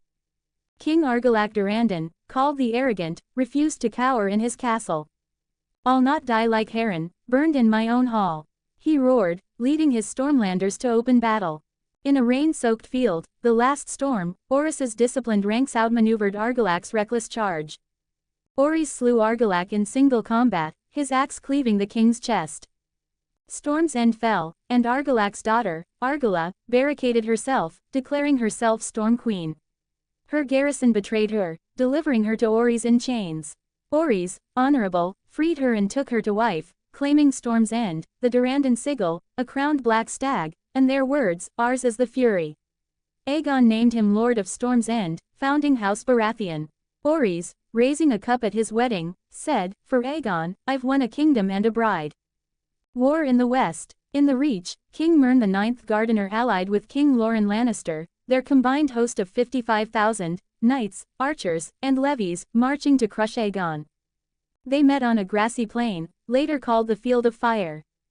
Aegon unleashed all 3 dragons, Balerion, Vhagar, and Meryxes, whose flames turned the field to a hellscape. Within minutes, 4,000 men burned, including Mern and his heirs, extinguishing House Gardener. The Tyrells, stewards of Highgarden, surrendered the Reach, kneeling to Aegon. "We serve strength," Lord Harlan Tyrell said, earning the title Lord Paramount. Loren Lannister, his golden mane singed, bent the knee, swearing fealty to save Castle Rock. Aegon named him Warden of the West. "Fire humbled us," Loren muttered, "but Lannisters endure." Standoff with the Vale. Shera Arryn, regent for her boyking son Rhaenel, fortified the Vale, her armies massing at the Bloody Gate. Yet when Visenya flew Vhagar over the Eyrie, landing in its courtyard, young Rhaenel ran out, awestruck. "Can I ride your dragon, lady?" he asked. Visenya, amused, offered a ride in exchange for surrender. Rhaenel, giggling atop Vhagar, agreed, and Shera, seeing no hope, knelt. "The Vale yields," she said, "for my son's safety." The High Septon, from Aldtown, declared the faith's support for Aegon, urging peace. "The 7 crown the dragon," he proclaimed, ending much resistance. Now, Aegon turned north, marching to the Trident with 60,000 men, his Targaryen host joined by levies from the Reach, Riverlands, Stormlands, Vale, and Westerlands. Balerion's shadow darkened the skies, Visenya and Rhaenys at his side. 4 comments 0 vote. Moat Cailin. 1 BC Moat Cailin third-person POV. Moat Cailin's ancient towers stood resolute over the Neck's marshes, a bulwark against the south. King Torrhen Stark's ravens had summoned the North's lords to the Great Hall of the Central Tower. The Winter Wolves, 100 elite guards wielding indestructible blades and enhanced by Alaric's potions, patrolled the walls. The hall crackled with tension as Lords Harlan Umber, Torrhen Stark, Bernard Glover, Ryman Bolton, Roderick Dustin, Godric Manderley, and Fenric Reed sat around a scarred oaken table, their banners, chained giant, white sun, mailed fist, flayed man, axe, merman, and lizard lion, adorning the walls. Tankards of Stark's fire, whiskey, Alaric's creation, clinked as the lords aired their fears. Lord Harlan Umber, a giant with a winter steel greatsword strapped to his back, slammed his fist down, his roar shaking the rafters. 60,000 men, my king. That's double our host, maybe more. I've crushed wildlings and ironborn, and I'll gut these Southrons, but dragons. Balerion turned Harrenhal's towers to dripping wax. Harren thought his castle unbreachable, and now he's dust. What keeps Aegon from torching Moat Cailin? Speak plain, your grace, how do we stand against that? Lord Torrhen Stark, his graying beard bristling, leaned forward, gripping his tankard. Umber speaks true, your grace. I trust your crown, and Prince Alaric's works, but dragons aren't men. I heard of Vogger's shadow over the vale when Shara Aaron bent the knee. One swoop, and our levies are ash. We've got 25,000, 30 if we empty every keep. Numbers won't win this. What's Prince Alaric brewing to slay those beasts? I'd hear it from his lips, not whispers. Lord Bernard Glover, his mailed fist sigil sewn on his cloak, nodded, his voice heavy. The field of fire burned 4,000 in a heartbeat, your grace. House Gardeners erased, gone like smoke. Lannisters knelt, Tullys rose, Baratheons claimed Storm's End, all from dragon fire. Alaric's lamps light my halls, his roads got my men here fast, but I'm with Umber and Karstark. How do we fight flames that melt stone? I'll die for the north, but I'd rather not roast. What's the plan, your grace? Lord Ryman Bolton, pale as frost, sipped his whiskey, his eyes cold and piercing. Dragons are troubling, aye, but the men concern me more. 60,000, Reach Knights, Riverlands Archers, Stormlanders, Valemen, Westermen, and Targaryen Spears. They outnumber us, blooded from smashing Harren and Argilac. Your winter steel's fine, your grace, my dagger slices mail like silk, but numbers are a weapon too. The winter wolves are fierce, but 100 against thousands. What strategy do we have, or are we banking on Prince Alaric's alchemical tricks? His tone was soft, laced with skepticism. Lord Fenric Reed, slight and sharp-eyed, spoke from the table's end, his voice steady. The neck's our shield, my lords. My Cranogmen know every mire, every stream. Aegon's army will drown in bogs before they touch Moat Cailin's gates. Alaric's rice feeds my folk, his sledges let us strike in winter. I trust him to counter dragons, but we must use the terrain, poisoned darts, hidden traps, night raids. Still, I'd hear Prince Alaric's plan. What can he forge to kill Balerion? Lord Roderick Dustin, his axe sigil glinting on his doublet, growled, enough dragon talk. It's the Southrons I mistrust. Tyrells, Lannisters, they've knelt, but they're vipers. Alaric's trade, glass, paper, whiskey, has them seething with envy. They'll use this war to chain us, maybe push daughters our way to spy. I say we show them northern might, but we need a clear path, Torrhen. Your brother's miracles, roads, lamps, crops, are grand, but can they stop an army twice our size? Speak, your grace. Lord Godric Manderley, broad and hearty, raised his tankard, his merman sigil catching the torchlight. My lords, ease your hearts. Alaric's given us riches. My ships carry his goods to Bravos, and their gold piles high in White Harbor. His roads sped us here, his windmills feed our host. But I'll not lie, dragons chill my blood. My sailors still whisper of it. Alaric's winter wolves are fierce, but 3 dragons. We need more than steel, your grace. What's Prince Alaric crafting to bring those beasts down? I'd wager on him, but I need to hear the plan. The hall grew louder, voices overlapping. Lord Harlan Umber thundered, we can't sit here quaking. I say we march south, hit Aegon before he reaches the neck. Take the fight to him, dragons be damned. Lord Torrhen Stark shook his head. That's folly, Umber. Marching south leaves the north open. We hold Moat Cailin, let the swamps bleed them. Lord Bernard Glover cut in, hold or march, it's the fire I fear. Harrenhal's ruin proves walls alone won't save us. Alaric's got to deliver something. Spears, arrows, anything. Lord Haley's Bolton's lips curled slightly. Strategy, not bravado, wins wars. Aegon's men are many, but stretched, riverlands, reach, stormlands, all far from home. Harass their supplies, starve them. But dragons, Prince Alaric's potions and runes must counter them, or we're lost. Lord Fenric Reed added, the neck's our blade. My men can strike and vanish, poisoning wells, felling scouts. But dragons fly over bogs. Prince Alaric, what's your answer? Torrhen listened, his grey eyes scanning each lord. The din peaked, fears of dragons and armies clashing with calls for action. He rose, slamming his tankard on the table with a clang that silenced the hall. All eyes turned to him, his iron crown glinting, Stormdancer asterisk at his side. He met each lord's gaze, Harlan's fire, Torrhen's doubt, Bernard's resolve, Hallis's calculation, Fenric's trust, Roderick's defiance, Godric's hope. My lords, Torrhen began, his voice steady as stone, I hear your fears, and I share them. Dragons melt stone, Harrenhal's a smoking grave. 60,000 men march north, twice our number, hardened by war. Aegon's crushed every king save Dorne's, and his dragons, Balerion, Vagar, Merryx's, are death on wings. You're right to worry, but hear me now, we are the North, unbowed for millennia. Andals broke against our blades, Ironborn drowned in our seas, wildlings fell to our walls. This dragon lord will fare no better. He paused, his gaze fierce. You fear dragon fire. I say this, my brother Alaric will counter it. You doubt him, look around, his crops feed your small folk, his windmills grind your grain, his roads brought you here, his whiskey warms your bellies. His winter steel arms our wolves, his magic lamps light our halls, his trade fills our coffers. Alaric turned the north from a frozen land to a power Essos envies. When he says he'll deal with dragons, I believe him. I ask you to trust him, as you've trusted his miracles before. Lord Harlan Umber grunted, his scowl softening. Aye, your grace, Alaric's crops saved my folk from starvation. His sledges let me raid wildlings in blizzards. If he says he can kill dragons, I'll hold my tongue, for now. Lord Torrhen Stark nodded slowly. Prince Alaric's windmills feed my holdfasts, his roads let me march men here in days, not weeks. I'll trust him, Torrhen, but I want to see these dragunculars soon. My men won't face fire without hope. Lord Bernard Glover raised his tankard.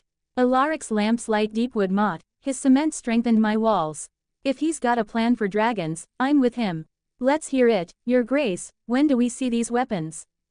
Lord Ryman Bolton's eyes narrowed, but he inclined his head. Your brother's winter steel is unmatched, your grace. My dagger proves it. If he can forge dragon-slaying tools, I'll follow. But the army, 60,000, needs a strategy. What's your plan? Lord Godric Manderley beamed, his voice warm. Prince Alaric's ships carry my wealth to Bravos, his papers in every maester's hand. His magic's real, I've seen his lamps glow. If he vows to kill dragons, I'm all in. What's the plan, my king? Torrhen raised his hand, silencing the murmurs. As for Aegon's 60,000, I say this, Andals were never our match, not when they came with swords, not now with dragons. Moat Cailin's walls will hold. The next swamps, Lord Reed's Cranogman, will swallow their army. Our winter wolves, ruined blades in hand, will carve through their nights. We've faced worse odds and won. Aegon's men are far from home, their supply lines long, we'll cut them, starve them, break them. The North fights as one, and we'll show these Southrons our might. He drew Stormdancer its lightning runes crackling, and thrust it skyward. For the North. The hall erupted, lords leaping to their feet, tankards raised. For the North, Harlan Umber's bellow shook the beams. Torrhen Stark's shout followed, then Bernard Glover's, Fenric Reed's, Roderick Dustin's, Godric Manderley's. Even Haley's Bolton joined, his voice soft but clear. The chant grew, echoing off the stone, a vow of defiance against dragon fire. Torrhen sheathed his sword, grinning. Drink, my lords. Tonight, we feast. Tomorrow, we prepare. Aegon's coming, but he'll find the North ready, steel, magic, and heart. The lords roared, draining their tankards. Harlan Umber clapped Roderick Dustin's shoulder, laughing. Let's see Aegon try to burn us. Alaric's got something cooking, I wager. Torrhen Stark toasted Bernard Glover, saying, to Alaric's dragunculars. Fenric Reed shared a quiet word with Godric Manderley, both nodding at Alaric, who stood silent, his mind on rune spears and dragon-slaying arrows. Haley's Bolton watched, his smile thin, but raised his cup. As whiskey flowed and songs of old northern kings filled the hall, the lords steeled themselves for war. In the south, Aegon marched, his dragons darkening the trident skies. Alaric, forging weapons in his workshop, prepared to meet fire with magic, the North's fate in his hands. 8 comments 0 vote. War begins. 1 BC Moat Cailin 3rd person Pav. A moon had passed since the northern lords rallied at Moat Cailin, their resolve forged in the face of Aegon Targaryen's conquest. Aegon's host camped near Moat Cailin's walls, their banners, 3-headed dragon, lion, rose, fish, fluttering in the marshy breeze.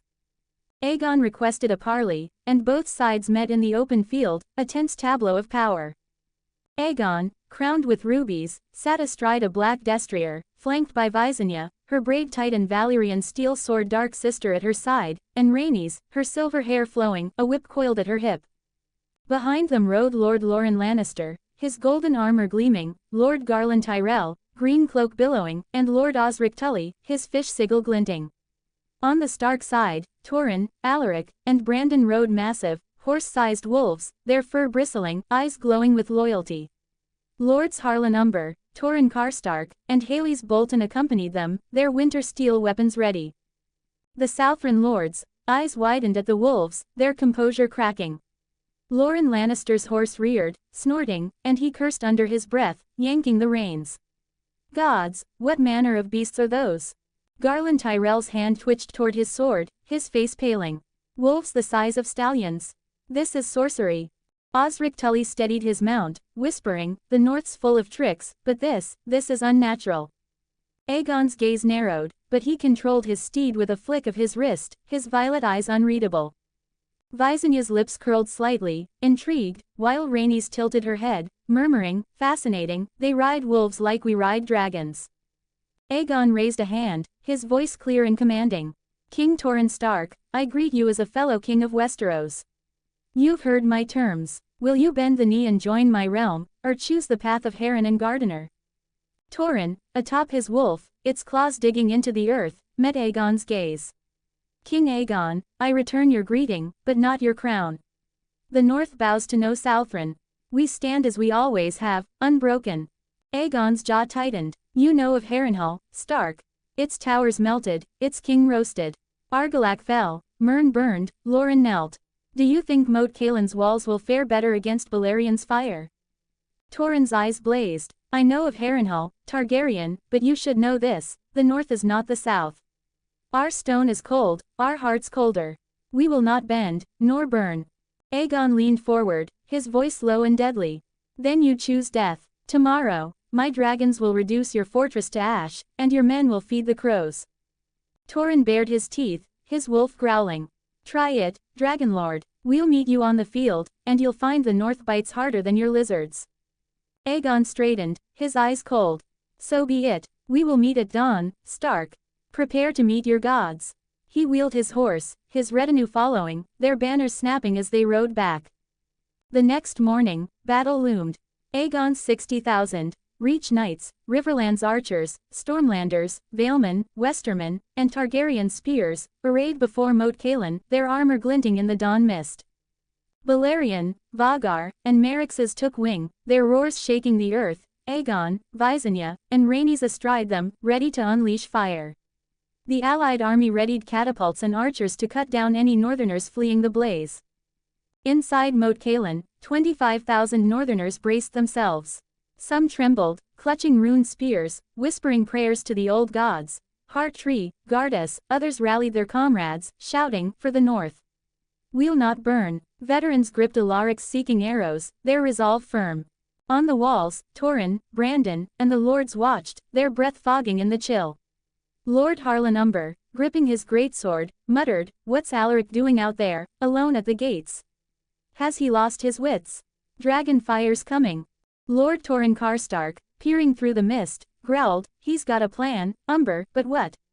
Those dragons'll roast him before he lifts a finger. Lord Ryman Bolton, his pale eyes narrowing, said softly, Prince Alaric's no fool. His wolves, his steel, his lamps, all worked.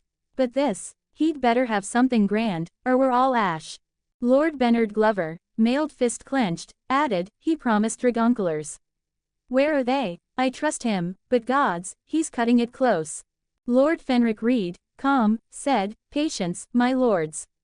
Alaric's rice feeds my folk, his potions made those wolves. He'll deliver. Lord Roderick Dustin snorted, deliver or die, Reed. Those dragons are nearly here. A Song of Ice and Fire, Isekai Rebirth Chapter 11. A moon had passed since the northern lords rallied at Moat Cailin, their resolve steeled against Aegon Targaryen's conquest. Alaric Stark, 24, had worked relentlessly, forging rune spears, seeking arrows, and binding nets to counter dragons, drawing on the library of knowledge in his Hashirama Senju bloodline.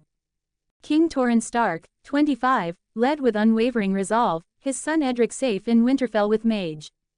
Brandon Snow, 29, commanded the Winter Wolves, 100 elite guards wielding indestructible blades and enhanced by Alaric's potions.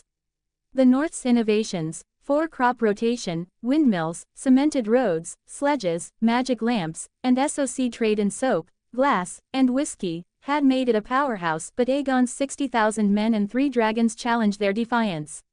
With Dorne the last holdout, the North stood as the final bastion against Aegon's crown. Aegon's army encamped near Moat Cailin's walls, their banners, 3-headed dragon, lion, rose, fish, snapping in the marshy wind. Aegon called for a parley, and both sides met in an open field, a tense display of power. Aegon, ruby-crowned, rode a black destrier, flanked by Visenya, her braid tight and Valyrian steel sword dark sister at her hip, and Rhaenys, silver hair flowing, a whip coiled at her side. Behind them rode Lord Loren Lannister, golden armor gleaming, Lord Garland Tyrell, green cloak billowing, and Lord Osric Tully, fish sigil glinting. The Stark side was a spectacle. Torrhen, Alaric, and Brandon rode massive, horse-sized wolves, Alaric's potion-enhanced beasts, fur bristling, eyes glowing with loyalty. Lords Harlan Umber, Torrhen Karstark, and Haley's Bolton joined them, winter steel weapons drawn. The Southron lords, eyes widened at the wolves, their composure faltering. Loren Lannister's horse reared, whinnying, and he cursed, 7 hells, what are those creatures? As he wrestled the reins.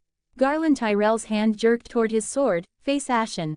Wolves big as warhorses. This is witchcraft. Osric Tully steadied his mount, muttering, the North's full of dark arts, but this, unnatural.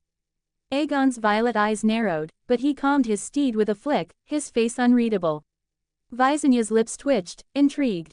They ride wolves as we ride dragons, she murmured. Rhaenys tilted her head, whispering, bold, and unsettling. Aegon raised a hand, his voice resonant. King Torrhen Stark, I greet you as a lord of Westeros. You've heard my terms. Bend the knee, join my realm, and live. Refuse, and share Harren's fate. What say you? Torrhen, his wolf's claws gouging the earth, met Aegon's gaze, Stormdancer at his side. King Aegon, I return your greeting, but not your crown. The North kneels to no Southron. We stand as we have for millennia, unbroken. Aegon's jaw clenched. You know of Harrenhal, Stark. Its towers melted, its king charred to bone. Argilac fell, Mern burned, Loren knelt. Do you believe Moat Cailin's walls will withstand Balerian's fire? Torrhen's eyes flashed, his wolf growling. I know of Harrenhal, Targaryen. But hear this, the North is not your soft south. Our stone is cold, our will colder. We will not bend, nor burn. Aegon leaned forward, voice like steel. Then you choose death. Tomorrow, my dragons will turn your fortress to slag, your men to ash. This is your last chance, Stark. Torrhen bared his teeth. Try your fire, Dragonlord. We'll meet you on the field, and you'll find the North's bite sharper than your beasts. Aegon straightened, eyes cold as Valyrian steel. Dawn, then, pray to your trees, Stark, they'll burn too. He wheeled his horse, his retinue following, banners trailing as they rode off. The next morning, battle dawned. Aegon's 60,000, Reach Knights, Riverland's archers, Stormlanders, Valemen, Westermen, and Targaryen spears, formed ranks before Moat Cailin, armor glinting in the mist. Balerion, Vhagar, and Merryx's took flight, their roars splitting the sky, Aegon, Visenya, and Rhaenys astride them, poised to rain fire. The allied army readied catapults and archers to slaughter fleeing northerners. Within Moat Cailin, 25,000 northerners braced. Some shook, clutching rune spears, praying to the old gods. Heart Tree, shield us, others rallied, shouting, hold fast. For the north, veterans gripped Alaric's seeking arrows, eyes fierce. On the walls, Torrhen, Brandon, and the lords watched, breath fogging. Lord Harlan Umber, great sword in hand, growled, "What's Alaric doing out there by the gates? Has he gone mad? Dragons LL roast him." Lord Torrhen Stark, squinting, snapped, "He's got a plan, Umber, but what? Those beasts are nearly here." Lord Haley's Bolton, eyes like ice, murmured, "Prince Alaric's no fool. His wolves, his steel, his lamps, all worked. But this, it had better be spectacular." Lord Bernard Glover, fist clenched, said, "He vowed dragoncolors. Where are they? I trust him, but time's short." Lord Fenric Reed, serene, replied, "Patience, my lords. Alaric's rice feeds my marshes, his potions grew those wolves. He'll deliver." Lord Roderick Dustin snorted, "Deliver or we're cinders, Reed. Look, Balerian's coming." Outside the gates, Alaric stood alone, hands clasped, gathering nature chakra. As Balerian's shadow loomed, Alaric grinned, black sage mode lines tracing his face. He shouted, "Sage art, true several thousand hands." The earth shuddered violently, cracked spider webbing as a colossal wooden statue rose, 400 meters tall, dwarfing Moat Cailin's towers. Its 1,000 arms spread like a divine arsenal, each hand poised to strike. Alaric stood atop its head. The north erupted in awe. Torrhen, gripping Stormdancer, laughed wildly. "Gods be good, Alaric, you mad, brilliant wolf. That's no statue, it's a bloody god." Brandon, frostbite drawn, roared, "Look at it, brother. Aegon's dragons are ants to that. Alaric's outdone the old kings." Lord Harlan Umber's jaw fell, his great sword clattering. "Old gods, that's Alaric's doing. A giant taller than the wall." Lord Torrhen Stark, eyes bulging, stammered, "That's sorcery to shame Valyria. He'll smash those dragons." Lord Ryman Bolton's thin smile widened. "The prince plays a bold hand. Aegon's move now." Lord Bernard Glover bellowed, "That's our dragonslayer. Alaric, you mad genius." Lord Fenric Reed murmured, "The old gods speak through him." Lord Roderick Dustin laughed, "Burn us, Aegon. Try burning that." Northern soldiers cheered, fear banished, shouting, "Alaric. North." Some knelt, praying, "Heart Tree, you've sent a titan." Aegon's army faltered, discipline shattering. Lord Loren Lannister, on his horse, gaped, his golden armor dim. "What in the Seven's name is that? A god risen from the earth?" Lord Garland Tyrell, cloak flapping, choked, "No mortal made that. Stark's brother's a demon." Lord Osric Tully, fish sigil dull, whispered, "We're dead, no dragon fights that." Southron soldiers dropped weapons, some fleeing, others wailing to the Seven. "Warrior save us," an archer cried, arrows loosed, splintering uselessly against the statue's wood. Above, Aegon, Visenya, and Rhaenys pulled their dragons higher, circling for reconnaissance. Aegon, on Balerion, ruby crown flashing, stared, shock breaking his stoic mask. "What witchcraft is this? A wooden colossus, 400 meters tall. The Starks wield magic beyond our blood." Visenya, astride Vagar, clutched Dark Sister, her voice sharp. "Aegon, that's no idle statue, it's alive. We strike now, or it'll rip us from the heavens." Rhaenys, on Merryx's, whip taut, gasped, "Its size, Balerion's a hatchling beside it. Brother, we must rethink, Harrenhal was child's play compared to this." Balerion roared, climbing, its fire withheld, wary of the statue's 1,000 arms. Torrhen turned to Brandon on the walls, his voice fierce. "Alaric's given us the edge, brother. Ready the winter wolves, when those dragons waver, we charge." Brandon grinned, feral, "Aye, Torrhen, let's show Aegon wolves and titans rule the north."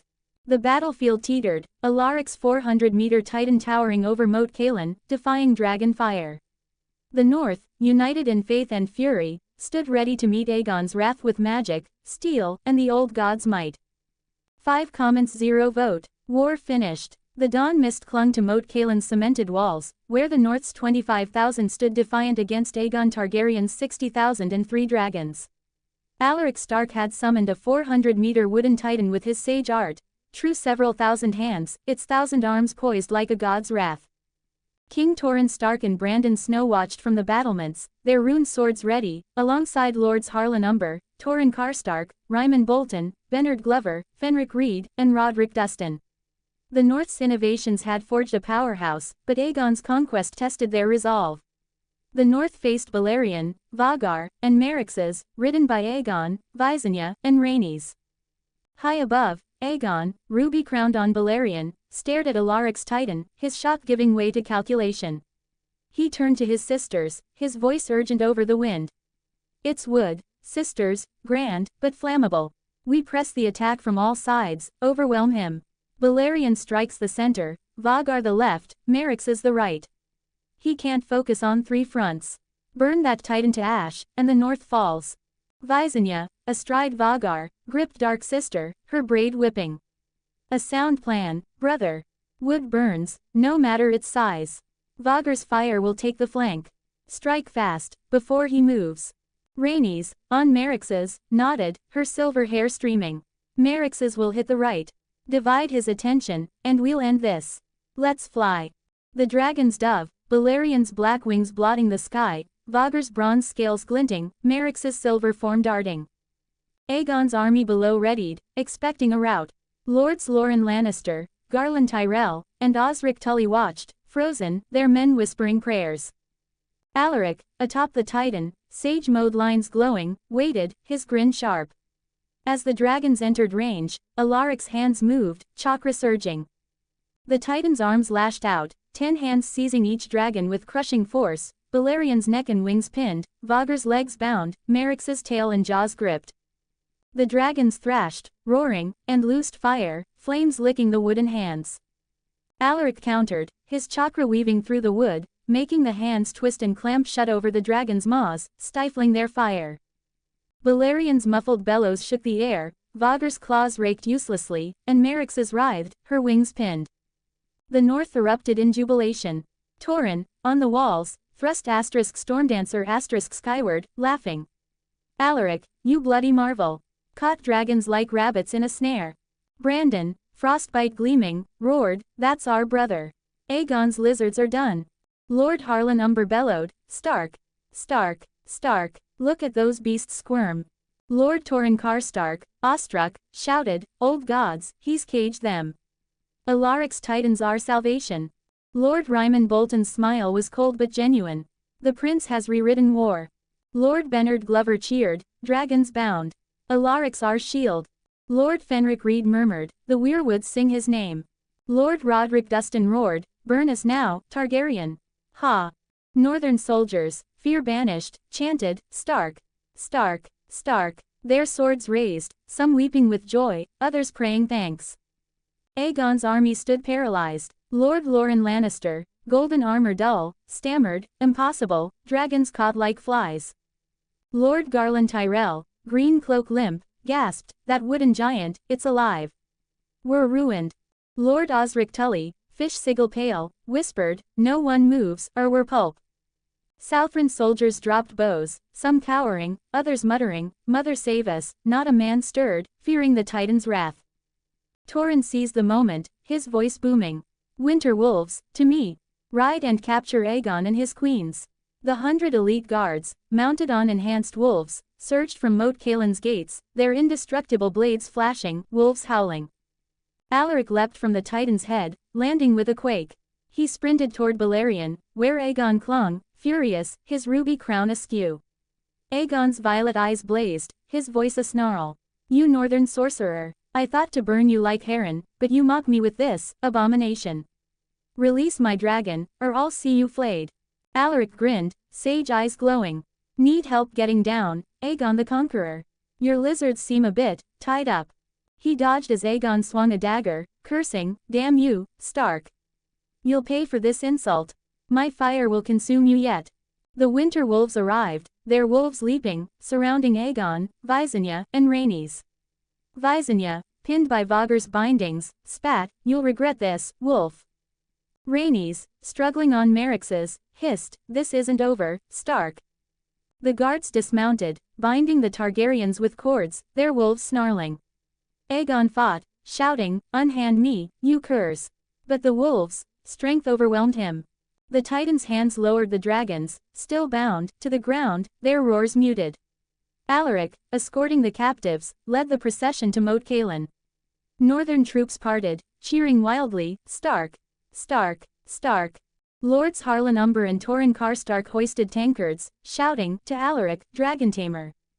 Bernard Glover and Roderick Dustin roared, Prince of the North. Fenric Reed bowed slightly, murmuring, the old god's champion. Even Ryman Bolton clapped, his voice soft, well done, Prince. Soldiers chanted, some tossing furs, others singing of old wolves and new titans. Inside Moat Cailin's hall, Aegon and his sisters stood bound, defiant. Torrhen faced them. Your dragons are caged, Targaryen.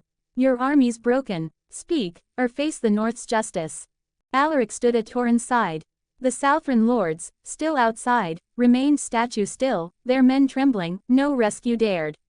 The North, united by Alaric's magic and steel, held victory, its titan towering as a warning to all Westeros. 22 comments 0 vote. Poll, should Alaric kill the dragons? Yes. No. There is 24 hours for the vote. 60 comments 0 vote. Negotiations. The air in Moat Cailin's great hall was thick with the scent of pine and whiskey, the glow of Alaric Stark's magic lamps casting long shadows across the stone walls. The North had triumphed, Alaric's 400-meter wooden titan having caged Aegon Targaryen's dragons, Balerion, Vhagar, and Merryx's, and captured Aegon and his sister wives, Visenya and Rhaenys. King Torrhen Stark stood resolute. The North's lords cheered Alaric's name, their faith in his magic unshakable.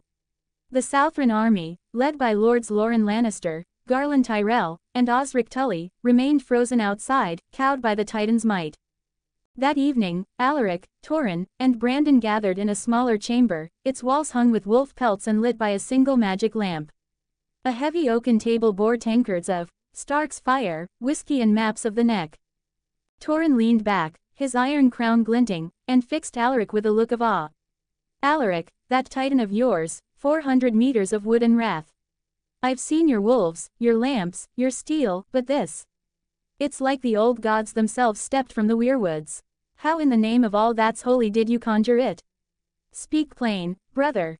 Brandon, swirling his whiskey, grinned, his rugged face alight. Alaric, I thought you'd gone mad when you stood alone at the gates. Then that thing rose, bigger than the wall, snatching dragons like a falcon takes sparrows. I nearly dropped my sword watching it. What's the trick? Is it those potions, those runes, or something else? Alaric, leaning against a wolf carving, smiled, his eyes glinting with the memory of Sage Mode. Magic, brothers, pure and simple, well, not so simple. It's called sage art, a technique from my studies. He hesitated, guarding the secret of the Library of Knowledge in his Hashirama Senju bloodline. I draw on nature's magic, the energy of the earth itself, and shape it through my circuits. That titan's a manifestation of that power, woven with wood and will. You could learn it, too, with your circuits awakened by the potion. But it'd take years, decades, maybe, to summon anything near that size. It's not just power, it's control, focus, and a bit of madness. Torrhen chuckled, sipping his whiskey. Madness, you say? That's you to the bone, brother. I've seen you forge swords that heal and burn, wolves big as horses, lamps that glow without flame. But a wooden god taller than Harrenhal? That's a tale for the ages. You've made the North a legend today, Alaric. Aegon thought to burn us, but you caged his dragons like hounds. Now, what's our next step? We've got the Dragonlord and his queens in chains, their army quaking outside. Do we press the advantage or parley? Brandon slammed his tankard down, eyes fierce. I say we end it now. Kill the dragons, Balerion, Vhagar, Merryx's. Chop their heads off and mount them on Moat Cailin's walls. Without their beasts, Aegon's nothing but a man with a fancy crown. His lords'll scatter like roaches. We've got the Titan, the Winter Wolves, and our ruined blades. Let's finish this and send a message. The North bows to no one. Alaric shook his head, his voice calm but firm. Killing the dragons is tempting, Brandon, but short-sighted. Give Aegon his beasts back, bound by terms, of course. The South's united under one king now, but that unity's fragile. Lannisters, Tyrells, Tullys, Baratheons, they'll squabble for power, carve up their new realm with knives behind smiles. We can use that. Sue for peace, but on our terms. We make them sign a magical contract, one only Starks and Targaryens will know. It'll bind Aegon and his sisters to peace with the North, soul deep, unbreakable. We keep it secret from our bannermen, Umber, Karstark, Bolton, the rest. If they know, they'll grow soft, thinking we're safe forever. And if trouble comes, not from the south, but beyond the wall or across the sea, they won't be ready. We stay sharp, always. Torrhen nodded, stroking his beard. Clever, Alaric. A contract to chain the dragons without spilling their blood. I like it. The South's lords are already scheming. Let them tear at each other while we stand strong. But what's in this contract? What do we demand of Aegon to ensure he never turns his fire north again? Alaric leaned forward, his hands tracing invisible runes. The contract's simple but ironclad. Aegon swears peace with the North, no war or conquest, now or in his heirs' time. His dragons never fly past the neck without our leave. In return, we free his dragons and let him keep his southern throne. We'll demand trade rights, our whiskey, glass, and paper flowing south, their gold and grain coming north. But the contract's magic binds their souls. If they break it, they will burn out, or worse. It's a leash they can't slip, and they'll never know its full power. Brandon grinned, his eyes gleaming. A leash for dragons, I like it better than killing them. Let Aegon play king in his muddy fort, while we grow richer and stronger. But keep it from Umber and Bolton, Harlan's too loud, Ryman too sly. They'd either boast or scheme. Agreed, Torrhen. Torrhen raised his tankard, his voice firm. Agreed. The contract stays between us and the Targaryens. Our lords fight better when they're hungry, not complacent. Alaric, prepare the contract. Tomorrow, we meet Aegon and his queens, lay out the terms, and see if they've got the sense to sign. The next morning, in Moat Cailin's great hall, Aegon, Visenya, and Rhaenys sat opposite to trio of brothers, their faces defiant but strained. Aegon's ruby crown sat crooked, his violet eyes burning. Visenya's braid was tight, her hand twitching for Dark Sister, now in northern hands. Rhaenys, silver hair disheveled, glared, her whip confiscated. Torrhen sat at the table's head, flanked by Alaric and Brandon. The hall's magic lamps cast a stark light, and the air was heavy with tension. Torrhen spoke first, his voice steady. Aegon Targaryen, you came to burn the north, but my brothers titan-caged your dragons. Your army stands frozen, your conquest stalled. We offer peace, but on our terms. Sign a magical contract, swear no war against the north, keep your dragons south of the neck, and open trade between our realms. Refuse, and your dragons die, their heads adorning our walls. Choose. Aegon's face twisted, his voice a snarl. You dare dictate terms to me, Stark? I am Aegon, king of Westeros, forged in fire and blood. I burned Harrenhal, crushed the Gardeners, and humbled Lannister. You think your wooden giant scares me? I'll not sign your sorcerer's pact. Release us, or my dragons will rise again, and Moat Cailin will be ash. Visenya's eyes narrowed, her voice cold.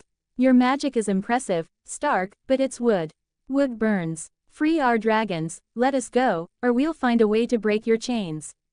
Valyrian blood bows to no one, least of all northern wolves. Rhaenys, softer but sharp, added, you've won a battle, not the war. Our dragons are our strength, but we've men, too, 60,000, ready to march.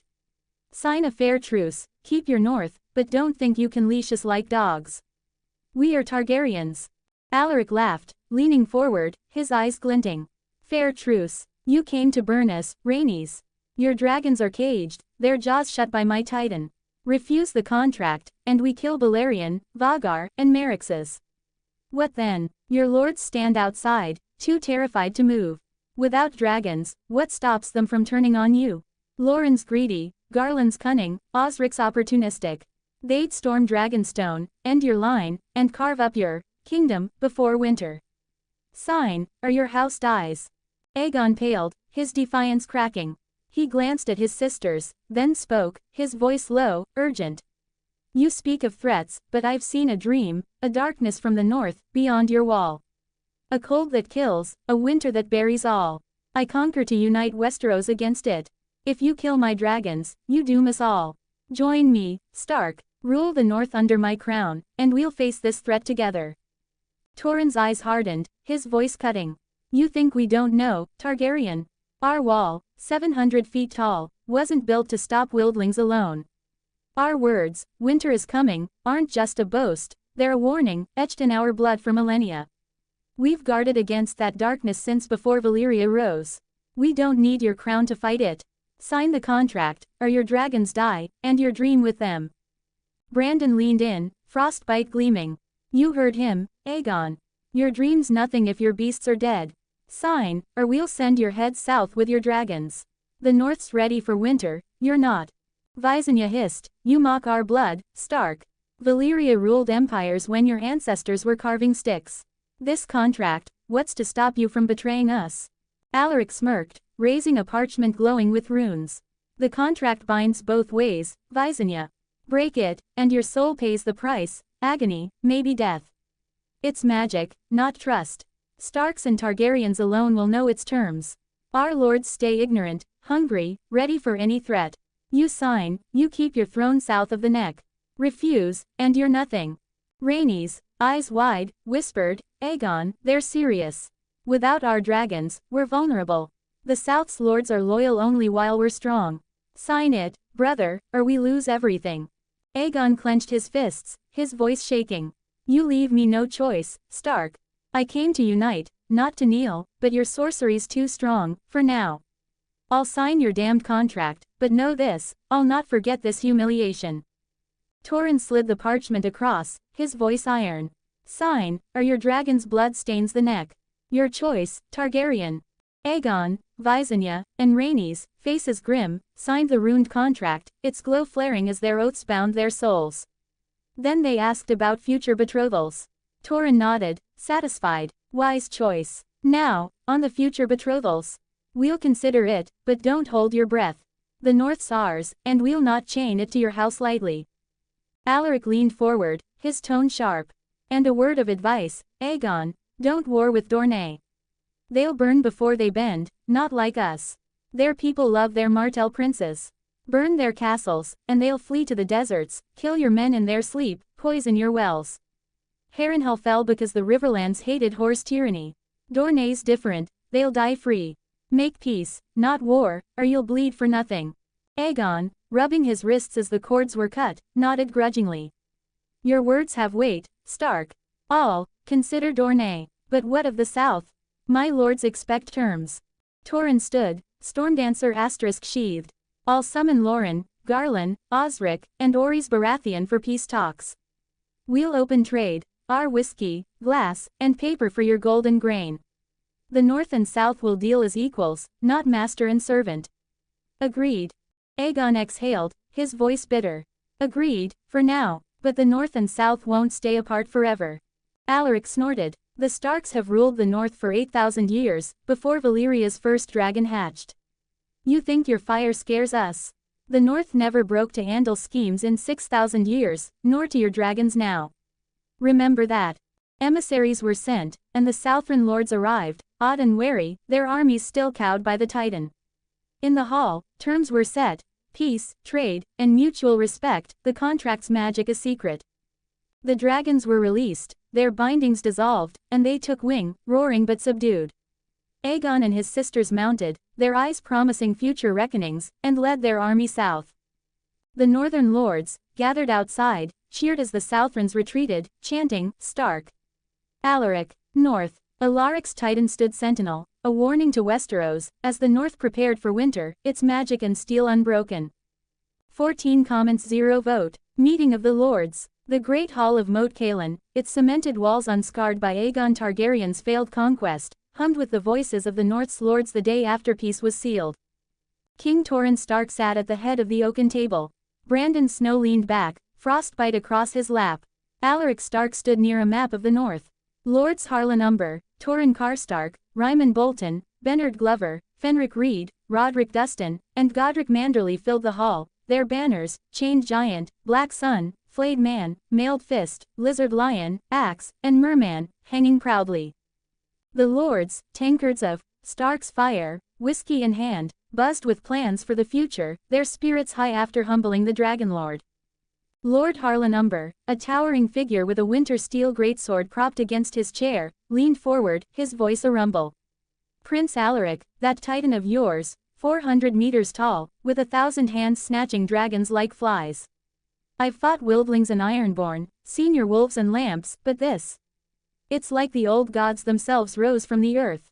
Tell us, lad, what magic wrought that marvel? I'd hear the tale from your lips, not tavern songs. Lord Torrhen Stark, his graying beard bristling, nodded vigorously, his tankard sloshing. Aye, Umber's right, Prince Alaric. Your crops saved my small folk, your windmills grind my grain, your roads brought me here in days, not weeks. But that wooden giant, it's beyond mortal craft. I saw it cage Balerion, Vagar, and Merixes as if they were sparrows. What sorcery is this? Is it runes, potions, or something older? Speak plain, my prince, I'd know the heart of it. Alaric, hands clasped behind his back, smiled, his eyes glinting with guarded knowledge. My lords, your faith humbles me. That titan is born of magic I've crafted, drawing on the earth's own energy. It's not just runes or potions, though they help. I weave the life of the land, trees, stone, air, through my circuits, shaping it into wood that moves like flesh. The titan's size, 400 meters, comes from years of training, honing my will to channel that power. It's a gift of the gods, I honor the old ones for that. Lord Harlan Umber's eyes widened, his voice awed. Nature's energy, you make it sound like you're kin to the weirwoods, Alaric. That's no small feat, summoning a giant taller than the wall. Can we learn this magic? I've no circuits, no potions, but if I could swing a sword with half that power, I'd crush any Southron fool who looks north. Lord Bernard Glover nodded, his voice hopeful. My men at Deepwood Moat train with your winter steel, Alaric, but magic like yours. That's a dream. Can Glover lads learn to summon even a smaller titan, or call fire like King Torrhen? Tell us, my prince, can the North share this strength? Lord Roderick Dustin grinned, raising his tankard. Teach us, Alaric, your titan's a bloody marvel. If Dustin men could summon even a 10-meter giant, we'd scare the Southrons witless. Is it potions, training, or both? I'd have Barrowden's sons ready to fight dragons. Alaric raised a hand, his smile broadening. My lords, you can learn magic, your sons, your men, all who are willing. The potion I gave Torrhen and Brandon awakened their circuits, channels for magic. I can craft more, teach reinforcement to strengthen blades or bodies, projection to conjure weapons, even basic chakra techniques. But titans, that's years of training, focus, and power most won't reach. I'll share the basics at the next harvest festival in Winterfell, when we gather to feast and plan. There, I'll awaken circuits for those who swear loyalty and show you the first steps. Until then, hone your skills with winter steel and trust in our strength. The lords nodded, their faces alight with anticipation. Lord Harlan Umber boomed, Winterfell's festival, I'll be there, Alaric, with my sons. We'll learn your tricks and make the North a nightmare for any foe. Lord Torrhen Stark raised his tankard. To the festival, then. My lads will be ready, Alaric. Teach us, and Carhold will stand stronger than ever. Lord Bernard Glover grinned, I'll bring my best men, Prince Alaric. The old gods know we'll need magic to keep the South in check. The talk shifted to the titan, still towering over the neck. Brandon leaned forward, his voice gruff but proud. That wooden giant's a warning to the South, my lords. Leave it standing, let it loom over Moat Cailin. Aegon's lords, Lannister, Tyrell, Tully, will see it from miles off, a reminder the North's always watching. Let them whisper of it in their soft Southron halls, fearing our wrath. Lord Harlan Umber roared, slamming his tankard down. Aye, Brandon, let it stand, the guardian of the North. Every Southron caravan passing the neck will see it and piss themselves. It's our banner now, taller than any castle. Lord Torrhen Stark grinned, his eyes gleaming. Guardian of the North, I like that. Let Aegon's heirs look north and tremble. That titan's proof we broke their dragons. It'll keep the South honest, mark my words. Lord Bernard Glover laughed, raising his cup. Guardian, my men already call it Alaric's sentinel. Leave it there, Brandon, it's a better wall than the next swamps. Lord Fenric Reed nodded, his voice calm. The Guardian of the North suits it. My Cranogmen will weave tales of it, keeping the South wary. It's a wise choice, Lord Brandon. Lord Roderick Dustin bellowed, Aye, let it watch the South. Barrowden's small folk will sing of the Guardian, scaring Southron brats for generations. Lord Godric Manderly chuckled, his voice hearty. Guardian of the North, my sailors will spread its tail to bravos, making Aegon's lord sweat. Keep it standing, Lord Brandon. Alaric, studying the map, spoke, his voice thoughtful. My lords, we've secured peace, but let's build for the future. I propose a canal, linking the Sunset Sea to the Narrow Sea, extending the White Knife River east. I can summon another Titan, smaller, but strong, to dig it. With a canal, ships could sail from Bear Island to White Harbor in half the time, bypassing the southern coasts. The western north, Flint's Finger, the Rills, Sea Dragon Point, would bloom with trade, ports, and wealth. SOC merchants would flock to us, cutting out Tyrell and Lannister middlemen. What say you? Lord Ryman Bolton's eyes gleamed, his voice smooth. A canal would shift power, Prince Alaric. The South relies on sea routes we'd bypass. It's a strategic masterstroke. House Bolton supports it, provided we share the tolls. Lord Fenric Reed spoke softly, his tone approving. The next marshes would gain, Prince Alaric. A canal means trade for my folk, easier travel. Your Titan digging it, I trust your magic. House Reed agrees. Lord Roderick Dustin raised his tankard, laughing. A canal, Barrowden's close enough to profit. Ships from ET to my markets. Dig it, Alaric, and let's make the South jealous. Lord Godric Manderly clapped, his voice exuberant. Brilliant, Prince Alaric. White Harbor's the East's jewel, but a canal would make us the North's heart. Ships from Bravos to Bear Island, gold flowing like rivers. Manderly's all in, dig the canal. Torrhen nodded, his voice commanding. It's settled. Alaric, dig the canal. How long? Alaric smiled, his hands tracing the map. I'll stay at Moat Cailin, summon a wooden golem, not a Titan, but strong enough. A week's work, and the White Knife will reach the Narrow Sea. I'll fortify the banks with stone, ensure it lasts. Lord Godric Manderly raised his tankard, grinning. A week, dig, my prince, and we'll sail to riches. The lords cheered, clinking tankards. Torrhen stood, raising his own. The war's done, my lords. Return home, tend your lands, and prepare for the harvest festival. Alaric will stay, finish the canal. The North sun bowed, and we'll grow stronger yet.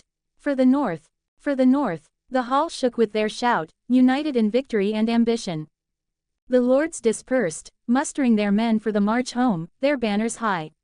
Alaric remained at Moat Cailin, his wolves at his side. Over 6 days, he summoned a 30-meter wooden golem, its arms tireless, digging a wide channel from the White Knife to the Narrow Sea. Stone, shaped by chakra, lined the banks, creating a sturdy canal. On the 7th day, water flowed, clear and swift, linking west to east. Alaric, satisfied, rode his horse-sized wolf back to Winterfell, the guardian of the North towering behind, a sentinel for a realm reborn. In the south, Aegon Targaryen, first of his name, nursed the wounds to his pride within the crude wooden walls of the Eggenfort, his nascent capital at the mouth of the Blackwater Rush. The North's defiance, led by King Torrhen Stark and sealed by Alaric Stark's 400-meter wooden titan, had humbled him. The secret magical contract, binding Aegon, Visenya, and Rhaenys to peace with the North, stung like a lash. His conquest, Riverlands, Stormlands, Reach, Westerlands, and Vale secured, felt incomplete. Dorne, the last unbowed kingdom, beckoned, its sun-scorched defiance a challenge to his crown. Alaric's warning at Moat Cailin echoed in his mind, don't war with Dorne. They'll burn before they bend, they'll abandon their castles, kill your men in their sleep. Aegon scoffed, his Valyrian pride flaring. A Stark's caution, I am fire and blood. Dorne will kneel or burn. He met with Princess Marya Martell, the aged but iron-willed ruler of Dorne, at Sunspear. Flanked by Visenya, her braid titan dark sister at her hip, and Rhaenys, silver hair flowing, Aegon demanded fealty. Marya, her yellowed eyes unyielding, sat on her cushioned throne, a gnarled hand gripping a cane. Targaryen, your dragons burned Harrenhal, humbled Lannister, but Dorne is not like them. We bend to no foreign king. Take your crown and leave, or find sand in your boots and blood on your blades. Aegon's violet eyes flashed, his ruby crown glinting. You mistake me for a beggar, old woman. I am Aegon, king of Westeros. Bend the knee, or Balerian's fire will turn Sunspear to ash. Marya's laugh was dry as desert wind. Fire, we are the sun's children, boy. Burn our halls, and we'll strike from the dunes. Dorne kneels to none but itself. Go home, Dragonlord, before you choke on our thorns. Furious, Aegon stormed out, Visenya's hand on her sword, Rhaenys' face tight with unease. She's fearless, Aegon, Rhaenys murmured. Alaric's warning. Enough, Aegon snapped, mounting Balerion. Dorne will learn what Harrenhal learned. We march. The Targaryen host, 40,000 strong, with Reach Knights, Riverlands archers, Stormlanders, and Valyrian spears, invaded Dorne, Balerion, Vagar, and Merryx's darkening the sky. The Dornish did not meet them in open battle. Meria evacuated Sunspear, Planky Town, and the Shadow City, her people melting into the Red Mountains and the deserts of Dorne. Aegon burned empty palaces, their sandstone walls blackening, but found no armies to crush. Dornish guerrillas struck at night, poisoning wells, slitting throats, and vanishing into caves. Scorpions, bolts tipped with venom, flew from hidden perches, felling knights. At Hellholt, House Uller's stronghold, disaster struck. A scorpion bolt pierced Merryx's eye, the silver dragon's scream echoing as she crashed, crushing Rhaenys beneath her. Rider and dragon died in the sands, their blood soaking the dunes. Aegon, atop Balerion, roared in grief, his crown askew. Rhaenys, my heart. Visenya, on Vagar, her face a mask, drew Dark Sister asterisk. Burn them, Aegon, burn every dune, every village. Balerion's fire turned Hellholt to slag, Vagar's flames razed Lemonwood's groves, but the Dornish fought on, unbowed. Meria, from a mountain hideout, sent a raven, Dorne will never kneel. Bury your sister, Dragonlord, and leave. Aegon, mad with loss, burned more, Starfall, Euronwood, the Tor, but Dorne's people struck back, ambushing supply trains, poisoning streams. His army withered, morale crumbling. Lord Loren Lannister, golden armor dust-streaked, muttered, "This is no war, it's a quagmire." Lord Garland Tyrell, green cloak tattered, said, "The Stark was right, Dorne's unbreakable." Lord Osric Tully, fish sigil dull, whispered, "We lose men to shadows, not swords." In Winterfell, Alaric, crafting rune spears in his workshop, received a raven from a Cranogman spy in Dorne. Reading of Rhaenys' death and Dorne's defiance, he shook his head, his eyes darkening. Aegon, you fool, I warned you, Dorne loves its rulers, not their castles. You burned their homes, lost your sister, and gained nothing but ash. He tossed the parchment into the fire, his wolves growling softly. Pride's a poor king, Torrhen, he murmured, though alone. The south bleeds, and we grow stronger. At Moat Cailin, the guardian of the north, Alaric's titan, stood watch, its 1,000 hands a warning. The canal, dug in a week by Alaric's wooden golem, now carried ships from the Sunset Sea to the Narrow Sea, enriching White Harbor and the western coast. In Dorne, Aegon's war faltered, his dream of conquest crumbling as Meria's laughter echoed from the sands. 10 comments 0 vote. Future plans. Winterfell's solar, warmed by a crackling hearth where King Torrhen Stark sat behind his oaken desk, his iron crown resting on a stand. Brandon Snow sprawled in a carved chair, his rugged face thoughtful. Alaric stood by a window overlooking the snow-dusted courtyard. Torrhen leaned back, his gray eyes fixed on Alaric, a glass of whiskey in hand. Alaric, we're stronger than ever, thanks to you. But we must look to the future, for House Stark and our kin. You're my brother, second in line after Edric. Which lands do you want for yourself and your descendants? Winterfell's mine, but the North's vast, Sea Dragon Point, Moat Cailin, Stony Shore. Name your seat, and it's yours.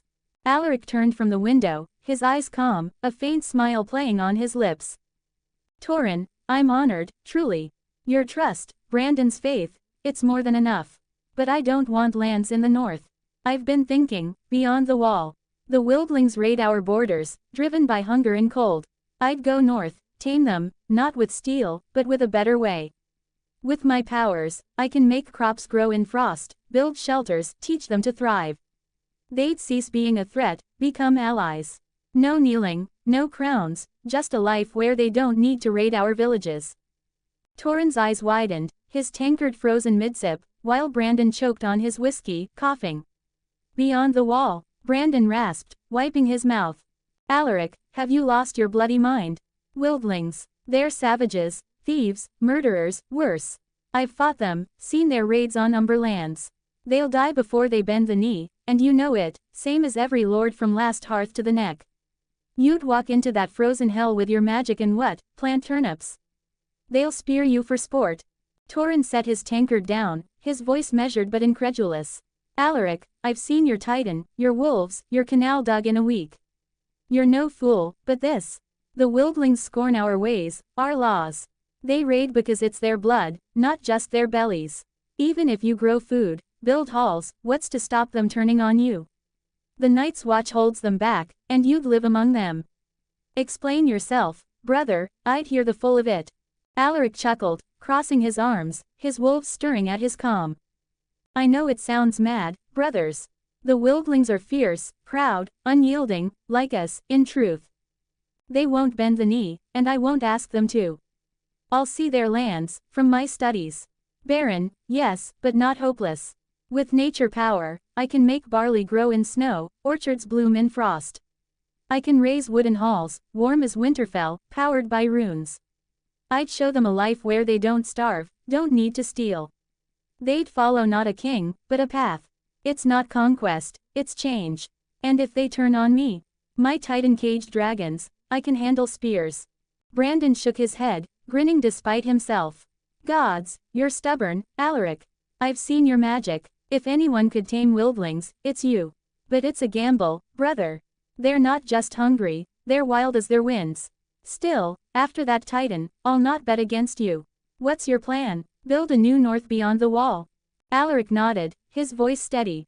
Exactly, Brandon. A new north, allied with ours. I'd start small, a settlement, crops, warmth. Win their trust, not their fear.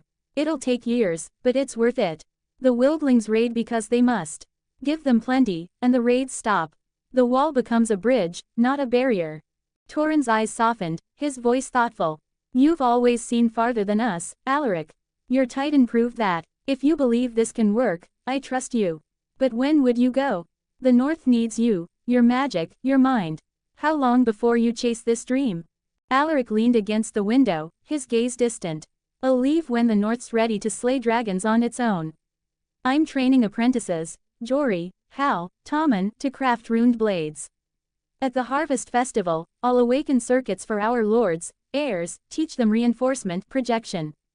In 10, maybe 15 years, if all goes well, the North will have an army of mages, winter steel in every hand, and defenses to shame Valyria. Then I'll go beyond the wall, knowing you're safe. Brandon raised his tankard, his voice gruff.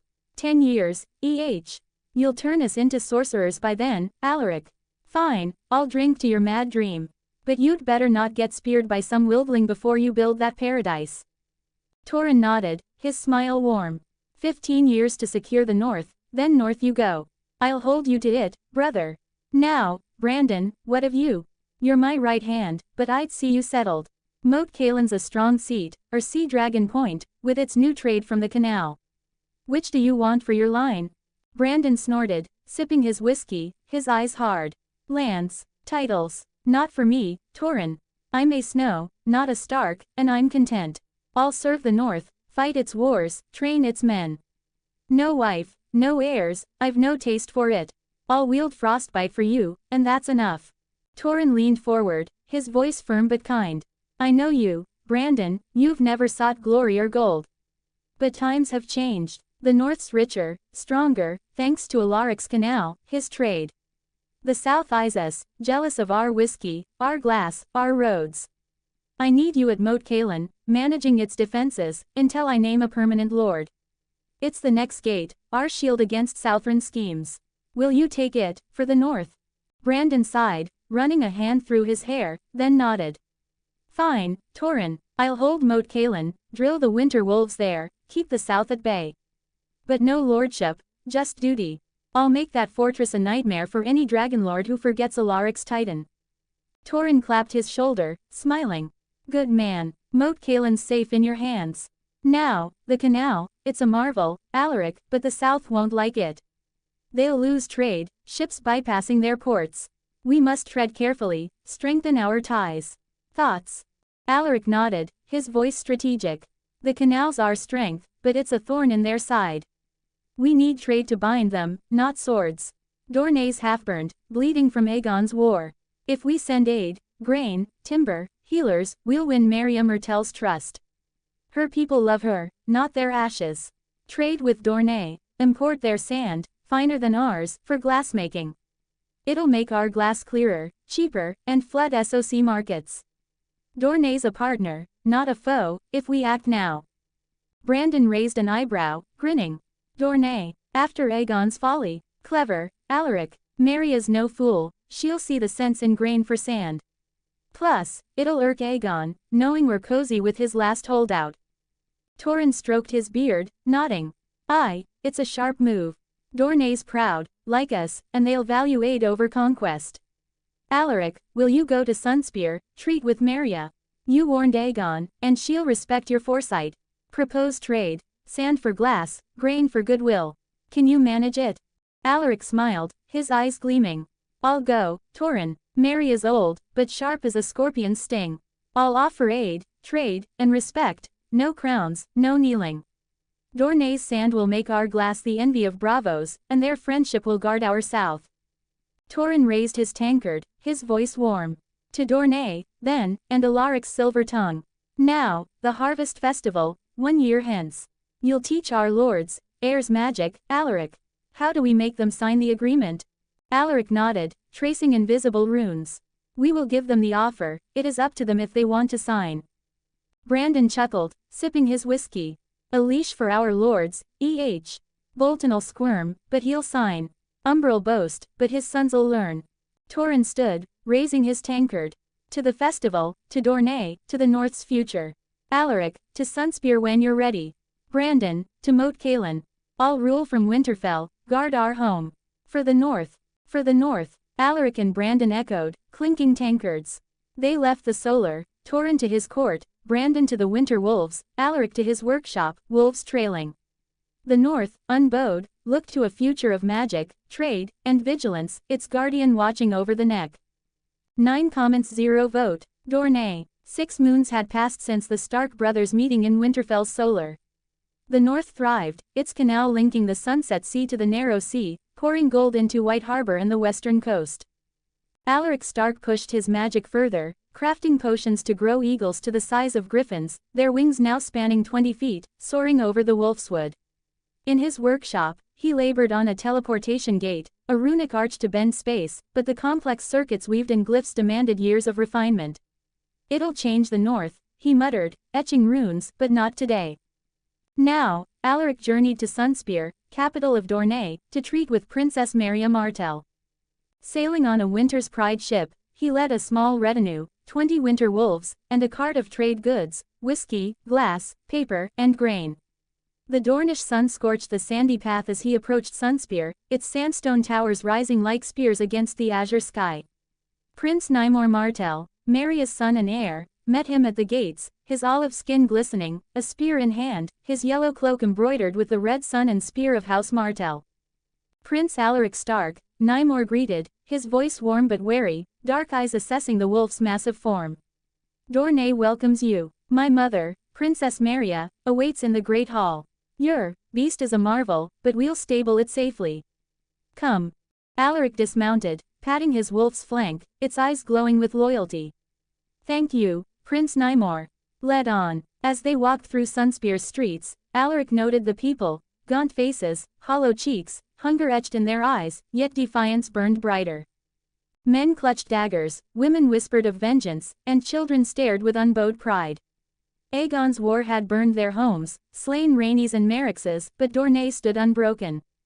Nymor led him to the great hall, its walls adorned with mosaics of suns and scorpions, cooled by high windows.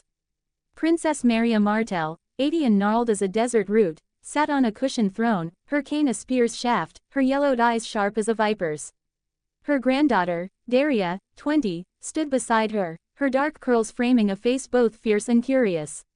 Alaric bowed, his furs stark against Dornish silks. Princess Maria Martell, Prince Nymor Martell, Princess Daria Martell, Alaric said, his voice steady. I am Alaric Stark, sent by King Torrhen to treat for trade and friendship between our kingdoms. The North offers its hand, not its sword. Maria's lips curled, her voice dry as sand. Prince Alaric, the wolf who tamed dragons. Dorne bids you welcome. Your journey was long to Sunspear. Rest and enjoy our hospitality.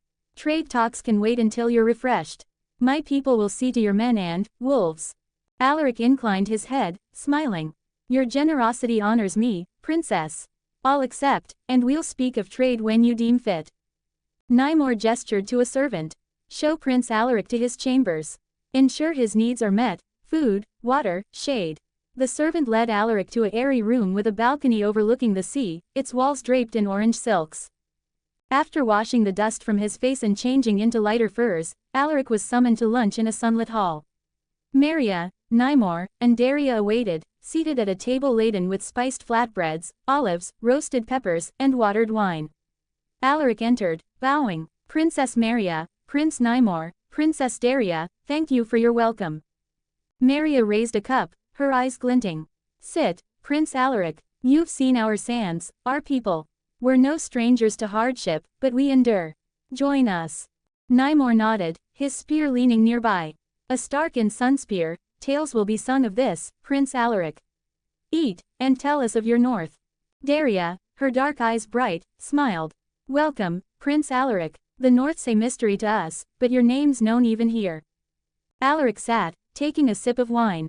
The North honors Dorne's strength. I've come to build bridges, not burn them. Tell me, Princess Maria, has the war with Aegon settled at last? Maria's laugh was sharp, like breaking glass. Settled. After 7 moons of fire and blood, yes, the dragonspawn learned his lesson. Aegon burned our halls, razed Sunspear's shadow city, slew his own sister queen, Rhaenys, when Merryx's fell at Hellholt. But Dorne, we fled to the dunes, struck from shadows, poisoned his wells. He burned empty stone, lost men to our spears, and gained nothing but ash. Maria Martell kneels to no one, and my people are my steel. The war's done, Prince Alaric, Dorne stands. Alaric nodded, his face grave. I warned Aegon at Moat Cailin, Dorne's no Harrenhal. Your people love you, not just your castles. He paid for his pride with his sister's life. Daria leaned forward, her voice eager. Is it true, Prince Alaric? Did you summon a titan to cage Aegon's dragons? The sailors speak of it, a giant of wooden statue, capturing Balerion, Vagar, and Merryx's, forcing Aegon to yield. Did you truly do it? Alaric smiled, setting down his bread. It's true, Lady Daria. I summoned a titan. I stood at Moat Cailin's gates, drew on the earth's magic, and raised a wooden giant to bind the dragons. Aegon thought to burn us, but we burned his pride instead. Nimr's eyes widened, his spear forgotten. A wooden giant, how does it look, Prince Alaric? The tales say it dwarfs the wall, but sailors exaggerate. Tell us true, what's this titan like? Alaric's voice grew vivid, his hands gesturing. It stands 400 meters tall, twice the wall's height, carved from living wood, its grain pulsing like veins. 1,000 arms spread from its shoulders, each strong enough to crush stone, swift enough to snatch a dragon mid-flight. I stood on its head, guiding its will, as it caught Balerion's wings, Vagar's legs, Merryx's jaws. Its face is serene, like a weirwood's, but its power is the North's wrath. It looms over Moat Cailin now, the guardian of the North, watching the South. Maria's cane tapped the floor, her face shocked. Twice the wall, 400 meters. Old gods are new, that's no mortal work. You caged 3 dragons, humble the conqueror. Dorne respects such strength, Prince Alaric. Daria gasped, her hands clasped. 400 meters. It's a god-made wood. How did you wield such power? Did it tire you, or is your magic endless? Nymor leaned in, his voice awed. A titan that size, it's beyond Valeria's dreams. Did it truly bind all 3 dragons alone? What's it made of, to withstand their fire? Alaric chuckled, sipping his wine. It's wood, but infused with magic, stronger than steel, alive with my will. It held fast against dragonfire, twisting to stifle their flames. It took years of study and training. I was weary after, but the North's will sustained me. Maria nodded, her eyes narrowing. A marvel, Stark. Now, you've mentioned trade. Our trade's suffered. Your canal, linking your seas, has ships bypassing Dorne's ports. Planky town's quieter, our coffers lighter. Why come now? Alaric met her gaze, his voice earnest. That's why I'm here, princess. The North's canal enriches us, but I'd see Dorne prosper too. We offer trade, grain, timber, healers to ease your hunger, and our glass, paper, whiskey. In return, we seek your sand, finer than ours, for glassmaking and also your spices and fruits only available in Dorne. It'll make our wares the envy of Essos, and fill your vaults with gold. Let's build wealth together, not rivalry. Nimr's face brightened, his voice hopeful. Grain and timber, our people starve after Aegon's fires. Your aid would mend wounds, Prince Alaric, and sand's plentiful here. It's a fair trade. Daria nodded, her curls bouncing. Your glass is famed in Bravos, they say. With our sand, it'd shine brighter. I like this, Prince Alaric, Dorne and the North, hand in hand. Maria's eyes softened, her voice firm. Well spoken, Stark, we'll talk trade tomorrow, after breaking fast. You've traveled far, rest today, enjoy our hospitality. Sunspear's yours until then. Alaric bowed, smiling. Thank you, Princess. I look forward to our talks. They finished lunch in silence, the Martells, faces thoughtful, Alaric's mind on the morrow's negotiations.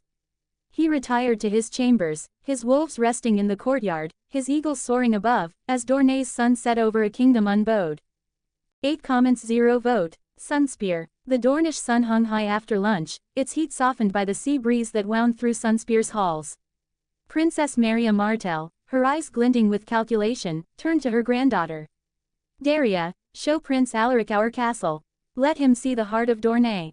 Daria's lips curved into a knowing smile. As you wish, grandmother. She gestured to Alaric Stark. Come, Prince Alaric, Sunspear has wonders even a wolf might appreciate. Alaric, his grey cloak catching the light, followed her, his direwolf sharp senses attuned to the sway of her hips and the teasing lilt in her voice. Alaric needed no book to read Daria's intent. She was aflame, and he was content to let her burn close, though he felt the stirrings of something deeper, a pull he hadn't expected. As they entered a vaulted corridor lined with vibrant mosaics, Daria glanced over her shoulder, her dark eyes gleaming. Tell me, Stark, does Winterfell have halls as bright as these, or do you all brood in the dark like your wolves? Alaric's lips twitched. Winterfell's walls are warm, princess, but they don't dance with color like yours. We save our fire for the hearth, and other places. Daria laughed, a sound like chiming bells, and brushed her fingers against his arm as she led him toward a balcony overlooking the city. Other places, you say? I thought Northerners were all ice and duty. Most are, Alaric said, leaning against the balustrade, his gaze locking with hers. But I've learned to bend the rules. Like a certain river I carved through the north. Her eyes sparkled with mischief. Oh, yes, the White Knife's new path. They say you dug it with a giant of wood. Is it true, or do Northerners just spin tall tales? Alaric raised a hand, and a tiny vine sprouted from a crack in the stone, curling briefly before vanishing. No tales, princess, just power. Daria's breath caught, but she masked it with a coy smile, leading him onward. Into the gardens, she paused by a fountain shaped like a serpent, its waters glinting in the sun. Her fingers trailed through the pool, splashing lightly toward him. Our ancestors swam here, free of northern furs, she said, her voice low, leaning close enough for him to catch the scent of citrus and spice. Do Starks swim, or do you freeze in your rivers? Alaric caught a droplet on his finger, his eyes never leaving hers. We swim, Daria, and we don't shy from heat. He let the droplet fall, his voice dropping. Though I wager Dornish waters burn hotter. She bit her lip, her gaze lingering before she turned, beckoning him toward a hall of relics. Come, wolf, let's see if you can keep up. Inside, Daria showed him Nymeria's treasures, burnished spears, a crown of gold and onyx, and a scorched shield from a dragon's flame. Her hand lingered on his as she passed him a goblet of Dornish red. This shield stopped a dragon, she murmured, her breath warm against his ear. Think your magic could do better. Alaric took a sip, the wine bold and heady. I didn't stop dragons, princess. I caged them, and their riders. He set the goblet down, his fingers brushing hers. But I'd rather not cage Dorne. Daria's smile was a challenge. Good, we break chains here. She stepped closer, her silk dress whispering against his cloak. But we don't mind a little entanglement.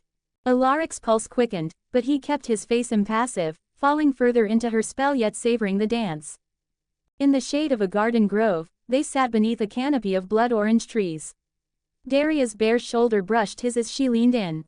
You've seen our past, Stark. Now show me your magic. Prove the tales. Alaric's lips twitched into a mischievous grin. As you command, princess. He placed a hand on the earth, and the ground trembled faintly. Wood sprouted, twisting upward, shaping itself with uncanny precision into a lifelike statue of Daria, bare as the day she was born, every curve rendered in polished wood. Her eyes widened, a gasp escaping her lips. Prince Alaric. Daria swatted his shoulder, her cheeks flushing despite her boldness. Make it disappear. With a chuckle, Alaric waved a hand, and the statue dissolved into the earth, leaving only scattered petals. I thought that was what you were aiming for these past 2 hours, he teased, leaning closer. Now you're shy. I thought Dorne did things differently than the South. Daria's blush deepened, but her eyes sparkled with defiance. We do, she said, her voice softer now. But you can't parade my naked statue publicly. Alaric's gaze held hers, his voice dropping. So it's fine if I do it privately, then. Daria looked down, her silence louder than words, her fingers twisting a strand of her hair. After a moment, she met his eyes again, and they spoke of lighter things, Dorne's wines, the North's winters, yet the air crackled between them.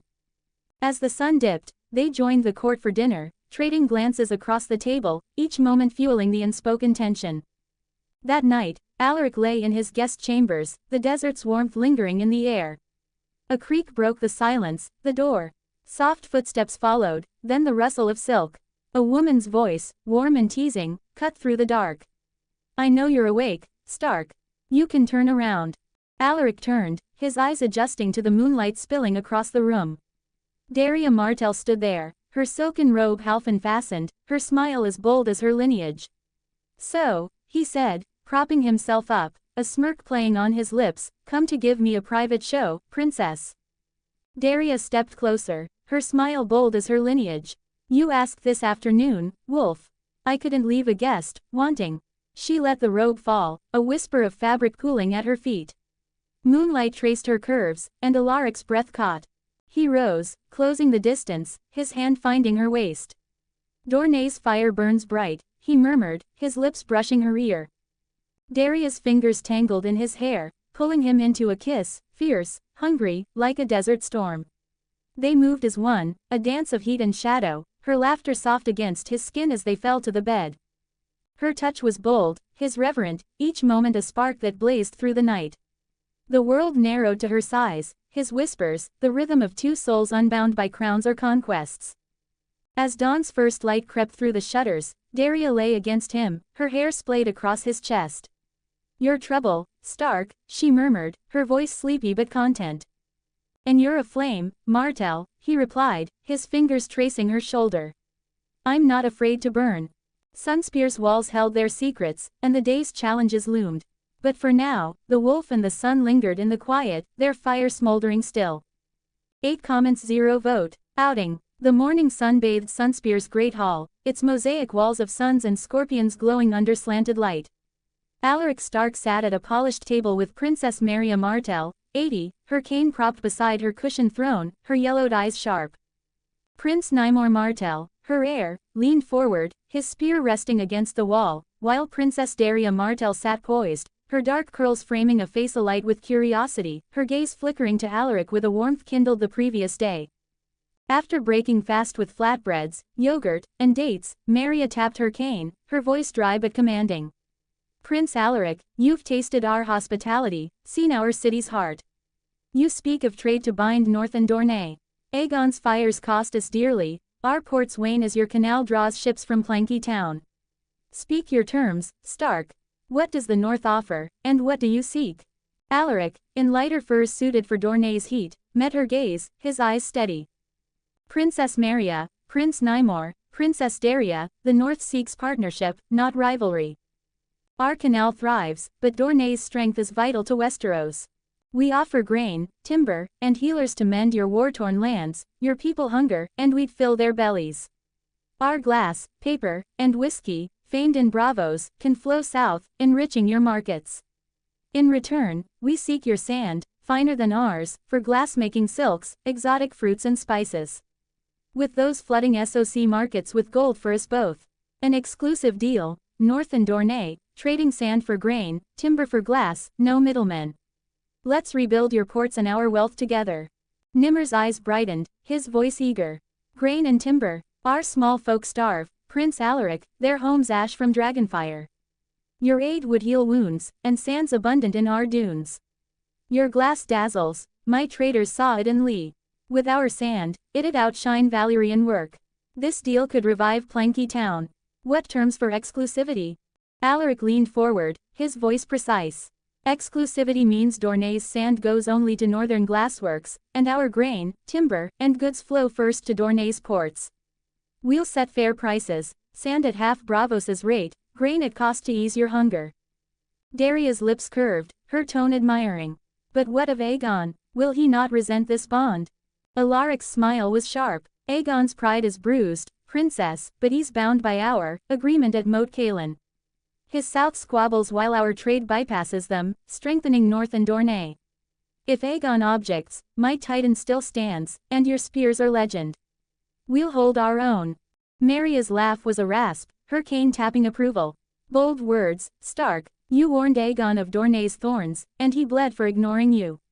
I like this deal, and my people need food, not fire. I'll have my maesters prepare a contract first. Agreed. Alaric nodded, bowing slightly. Agreed, princess. Send the contract to Winterfell when it's ready. King Torrhen will sign, and trade will flow. Nymor raised his cup, smiling. To North and Dorne, then. May our ports thrive, our people eat. Daria's eyes lingered on Alaric, her voice soft. To friendship, Prince Alaric. You've brought hope to Sunspear. They clinked cups, sealing the deal's intent. Alaric stood, adjusting his furs. Princess Maria, I'd see Sunspear's city before I depart. May I explore? Maria waved a hand, her eyes glinting. Go, Stark. Daria, guide him, show him our streets, our spirit. Take guards, but let him see Dorne's heart. Daria rose, her orange silks shimmering. Come, Prince Alaric, Sunspear's alive, even after war. Alaric followed, his retinue of 10 winter wolves trailing, led by Daria and 6 Dornish spearmen. They roamed the city, its markets bustling despite hardship. Stalls offered olives, dried figs, and crude blades, but faces were gaunt, eyes defiant. Children ran barefoot, their ribs stark, yet they laughed, hurling pebbles at imaginary dragons. Alaric's heart twisted, his eyes softening. They suffer, he murmured. Daria glanced at him, her voice low. Aegon burned our homes, but not our will. At a seed merchant's stall, Alaric bought sacks of lemon, orange, and fig seeds, paying with northern silver. Daria raised an eyebrow, her tone curious. Seeds, Alaric, planting a garden in the north. He grinned, slinging the sacks over his shoulder. Something like that. Come, let's leave the city. They rode beyond Sunspear's walls to a barren plain, sand stretching to the horizon, dotted with scorched stumps from Aegon's fires. Alaric dismounted, scattering seeds across the dust. Daria, perched on her sand steed, frowned. What are you doing, Alaric? Nothing grows here, sand chokes roots. He winked, his voice playful. Just watch, princess. Kneeling, he clasped his hands, sage-mode lines etching his face, black and green circuits glowing. Nature chakra surged, his will sinking into the earth. Sage art would release. The ground trembled, and sprouts erupted, swelling into saplings, then trees, lemons, oranges, figs, thousands strong, their branches heavy with fruit, a green oasis blooming in minutes. The air thickened with citrus scent, leaves rustling in the breeze. Daria's jaw dropped, her eyes wide as saucers. Gods, Alaric, how? She slid from her horse, stumbling toward a lemon tree, its fruit gleaming. Alaric approached, chuckling, and gently closed her mouth with a finger. Careful, princess, you'll catch flies. She snapped out of her shock, swatting his hand, her voice awed. Don't jest, Stark, how did you do that? Thousands of trees, grown in moments. It's magic, yes, but how? Tell me true. Alaric leaned against a fig tree, his sage mode fading. It's nature energy, Daria, energy drawn from the earth. I fed it to the seeds, urging them to grow, shaping wood with my will. The Titan at Moat Cailin's the same principle, just bigger. It's not just magic, it's life, bent to purpose. Daria's eyes narrowed, her tone eager. Can I do it? Can Dornish learn this magic? I'd grow orchards in every desert, feed my people forever. Alaric's smile turned serious. You could, with training, years of it. Awakening circuits learning control. It's not quick, but it's possible. Your spirit's fierce enough. She stepped closer, her voice soft but determined. Will you teach me, Alaric? I'd learn, no matter how long it takes. He tilted his head, his grin sly. Now, that's tricky, princess. Sharing such knowledge requires a contract, a magical one, binding you to secrecy, loyalty to our alliance. It's not just teaching, it's trust. You'd need to consult your grandmother, weigh the terms. Daria bit her lip, nodding. I'll speak to grandmother. She'll see the value, trees from sand, food from nothing. But I want this, Alaric. He nodded, his voice gentle. Talk to your grandmother. And Daria, make sure these fruits reach your people. They're gaunt, starving. Every lemon, every fig, give it freely. Daria's face softened, her voice firm. I will. She turned to the spearman, her tone commanding. Fetch the fruit, every tree, every branch. Distribute it to the city, no coin, no barter. Now, the soldiers saluted, drawing knives to harvest, their faces awed by the sudden bounty. Alaric and Daria returned to Sunspear, the city stirring as soldiers carried baskets of fruit, handing them to wide-eyed citizens. Children bit into oranges, juice dripping, while mothers wept, clutching figs. The Wolf Prince, a man shouted, raising a lemon. He feeds Dorne. Alaric's heart swelled, but he kept his face neutral, Daria's proud glance warming him. At the palace, Alaric retired to his chambers. Daria strode to Maria's solar, her steps quick. Grandmother, she began, closing the door, Alaric's grown thousands of fruit trees from barren sand, fed our people. He can teach me his magic, grow orchards, heal our deserts, but it requires a contract, binding me to secrecy and alliance. We must discuss this, now. Maria's cane tapped, her eyes gleaming. A wolf who plants trees in Dorne. Speak, child, tell me all. 8 comments 0 vote. Magical contract. The sun rose over Sunspear, casting golden rays through the great hall's high windows, where mosaics of suns and scorpions gleamed. Alaric Stark sat at a polished table with Princess Maria Martell, her spearshaft cane beside her cushioned throne, her yellowed eyes sharp as ever. Prince Nymor Martell, her heir, sat attentively, his yellow cloak bearing the red sun and spear, while Princess Daria Martell leaned forward, her dark curls framing a face alight with anticipation, her gaze warm from yesterday's flirtations. After breaking fast with spiced yogurt, flatbreads, and blood oranges, Maria tapped her cane, her voice rasping.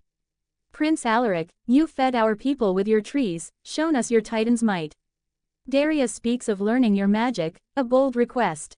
You mentioned a contract to share such power. Tell us its terms, Stark. What binds us, and what do we gain? Alaric, in light furs, met her gaze, his eyes steady. Princess Maria, Prince Nymor, Princess Daria, the North values Dorne's alliance. The magical contract ensures trust. Its core term. Daria, or any Dornish I teach, must never use this magic against the North, neither to attack our lands, harm our people, nor aid our foes. In return, I'll awaken Daria's circuits with a potion and unlock the magic in her blood. The contract binds her soul, breaking it brings pain, perhaps worse. It's a safeguard for both our realms, ensuring peace while sharing power. Nimr's brow furrowed, his voice cautious. A contract binding the soul. That's no light oath, Prince Alaric. What else does it demand? Will Daria be free to use this magic in Dorne's defense, or is she leashed to northern whims? And how do we know it's fair? No hidden traps to favor Winterfell. Daria's eyes flicked to Alaric, her tone eager but sharp. I want this magic, grandmother, father, but Nimr's right. What are the full terms? Can I grow trees like you, Alaric, or summon titans? And what happens if I misuse it? I'd hear every detail before I sign. Alaric nodded, producing a parchment glowing with faint green runes, its edges shimmering. Fair questions. Here's the contract. He slid it across the table, the runes pulsing as if alive. It forbids using magic against the North, directly or indirectly, no attacking our lands, aiding our enemies, or teaching others to do so without my consent. Daria can use magic to defend Dorne, strengthen its people, or grow its deserts, freely. The penalty for breaking it. The chakra I awaken turns inward, pain, weakness, perhaps loss of magic. No traps, Nymor, the contract binds me too, if I misuse Dorne's trust, my own magic falters. It's mutual. I'll teach Daria to wield magic, starting with her blood's latent power, perhaps tied to your Rhoynar roots. Titans. That's years away, but she'll learn enough to feed Dorne. Maria's eyes scanned the parchment, her son peering over her shoulder, muttering as he read. After a long silence, she nodded, her voice grudgingly impressed. No loopholes, Stark. It's fair, harsh, but fair. Daria may sign, if she wills it. This magic could heal our land, but the price is steep. Are you ready, child? Daria's face set, her voice firm. I'm ready, grandmother. This power could save our people, grow our deserts. I trust Prince Alaric, he's fed our city already. I'll sign. Nymor hesitated, then nodded. If mother agrees, I trust her judgment. Sign, Daria, but be wary, this magic's a gift and a chain. Daria took the quill, signing her name in bold strokes. The runes flared green, sealing the contract with a soft hum, binding her soul to its terms. Alaric produced a small vial, its liquid shimmering like starlight. This potion awakens your circuits, Daria. It'll make you stronger, unlock your magic, but it hurts, like fire in your veins. Drink, then lie down. It'll pass quickly, but it's not gentle. Daria's eyes met his, noting his serious expression. She nodded, her voice steady. I understand, Prince Alaric. I'm no stranger to pain. She drank the potion, wincing at its bitter taste, and Alaric gestured to a cushioned bench nearby. Lie there. As she reclined, Alaric handed her a handkerchief. Bite this, it'll help. Moments later, muffled screams escaped her, her body trembling as the potion burned through her, awakening her circuits. Maria's cane gripped tightly, her voice sharp. What's happening, Stark? Is she safe? Nymor stepped forward, his face pale. Alaric, this looks like torture. Stop it, or explain why she suffers. Alaric raised a hand, his voice calm. It's the potion, reshaping her body to channel chakra. It's painful but safe. I endured it, as did my brothers. She's strong, it'll pass. A minute later, Daria's screams faded, her breathing steadying. She sat up, sweat beading her brow, her eyes bright with new power. Alaric smiled, his voice gentle. You're awake, Daria. Your body's now as strong as 10 grown men. Try lifting that shelf. He pointed to a heavy wooden shelf laden with books and bronze ornaments. Daria stood, her movements fluid, and grasped the shelf with both hands. With a soft grunt, she lifted it effortlessly, holding it aloft as Maria and Nymor gasped. Gods, Nymor whispered, she's stronger than my best spearman. Daria set it down, her face alight. It's incredible, Prince Alaric. I feel like I could wrestle a sand steed. Alaric's grin widened. That's just the start. Now, magic. There are 2 kinds. Learned techniques and blood magic, tied to your lineage. Let's find yours. He stepped closer, his voice guiding. Close your eyes, Daria. Search within, feel the energy, like a river in your veins. It's there, waiting. Daria obeyed, her face serene. After a moment, her brow furrowed, then relaxed. I feel it, warm, flowing, like water under the sun. Alaric nodded, his voice soft. Good. Move that energy to your palms, slowly, like pouring wine. Then open your eyes. She did, and a ball of water shimmered in her hands, rippling like a living pool. Maria's cane clattered, her voice stunned. Water. In Dorne's sands. How? Nimr's eyes widened, his voice awed. It's beautiful. Is this her magic, Alaric? Where does it come from? Daria stared at the water, her voice a whisper. It feels like home. Like the rivers of never seen. Alaric's smile was knowing. It's Rhoynar blood, from Princess Nymeria of Ny. Her people wielded water magic, bending rivers to their will. It's in your veins, Daria, awakened by the potion. You can shape water, streams, mists, perhaps more with practice. Maria's laugh was sharp, her eyes gleaming. Nymeria's gift, reborn. You've given my granddaughter her ancestors' power, Stark. Can you teach her more of your magic? Alaric nodded, his tone measured. I can teach her learned magic, reinforcement, projection, control, but I can't stay in Sunspear. My duties call me north, to Winterfell, Moat Cailin, and beyond. If Daria's willing, she can come with me, learn in the north under the contract's terms. Nimr's face tightened, his voice protective. Send my daughter to the north. It's a frozen land, far from our sands. Will she be safe, Alaric? And what of Dorne's needs? Daria's eyes flashed, her voice firm. Father, I want this. Alaric's magic could save Dorne, grow rivers, not just trees. I'll go, learn, and return stronger. Grandmother, you agree? Maria's cane tapped, her voice grudgingly approving. Bold, child, go and learn, but keep Dorne's heart. Alaric, we trust you, for now. Nymor spoke, his tone practical. What of your potions, Alaric? Can we buy them for our knights, our soldiers? Strength like Daria's, magic like hers, Dorne could use it. Alaric's expression turned serious. I can sell potions, but they're administered in the north. Each recipient must sign the contract, take the potion under my watch, no cheating, no theft. We can add clauses for Dorne's safety. No magic used to rebel against House Martell, no teaching others without your consent. It keeps your realm secure, your lords loyal. Maria nodded, her eyes calculating. Wise, Stark, a contract to leash magic and rebellion. We'll draft terms, ensure Dorne's strength. You've thought this through. Alaric bowed slightly. The North values order, princess, as does Dorne. He paused, then asked, when can I depart? I'd see Dorne's holdfasts, Hellholt, Euronwood, Starfall. I'll plant orchards as I did yesterday, ease your people's hunger. Nimmer's brow rose, his voice curious. You'd roam Dorne, planting trees. Why, Alaric, you're no Dornishman. Alaric's face grew somber, his eyes darkening. I bear some blame for Dorne's suffering. Aegon's frustration with the North, my Titan, our defiance, spilled onto your sands. Soldiers die in war, choosing their fate, but women and children. Starvation's crueler than dragonfire. I'd plant trees to feed them, restore what I can. Maria's gaze softened, her voice low. You've a heart, Stark, rare for a prince. Go, plant your trees. Daria will join you. Her presence will open every lord's gate, from Skyreach to Sandstone. Daria smiled, her voice warm. I'll ride with you, Prince Alaric. Our lords will welcome a wolf who grows orchards. Alaric nodded, his tone resolute. Then it's settled. In 2 days, we'll ride. The meeting ended, and 2 days later, Alaric, Daria, and 6 Martell spearmen left Sunspear.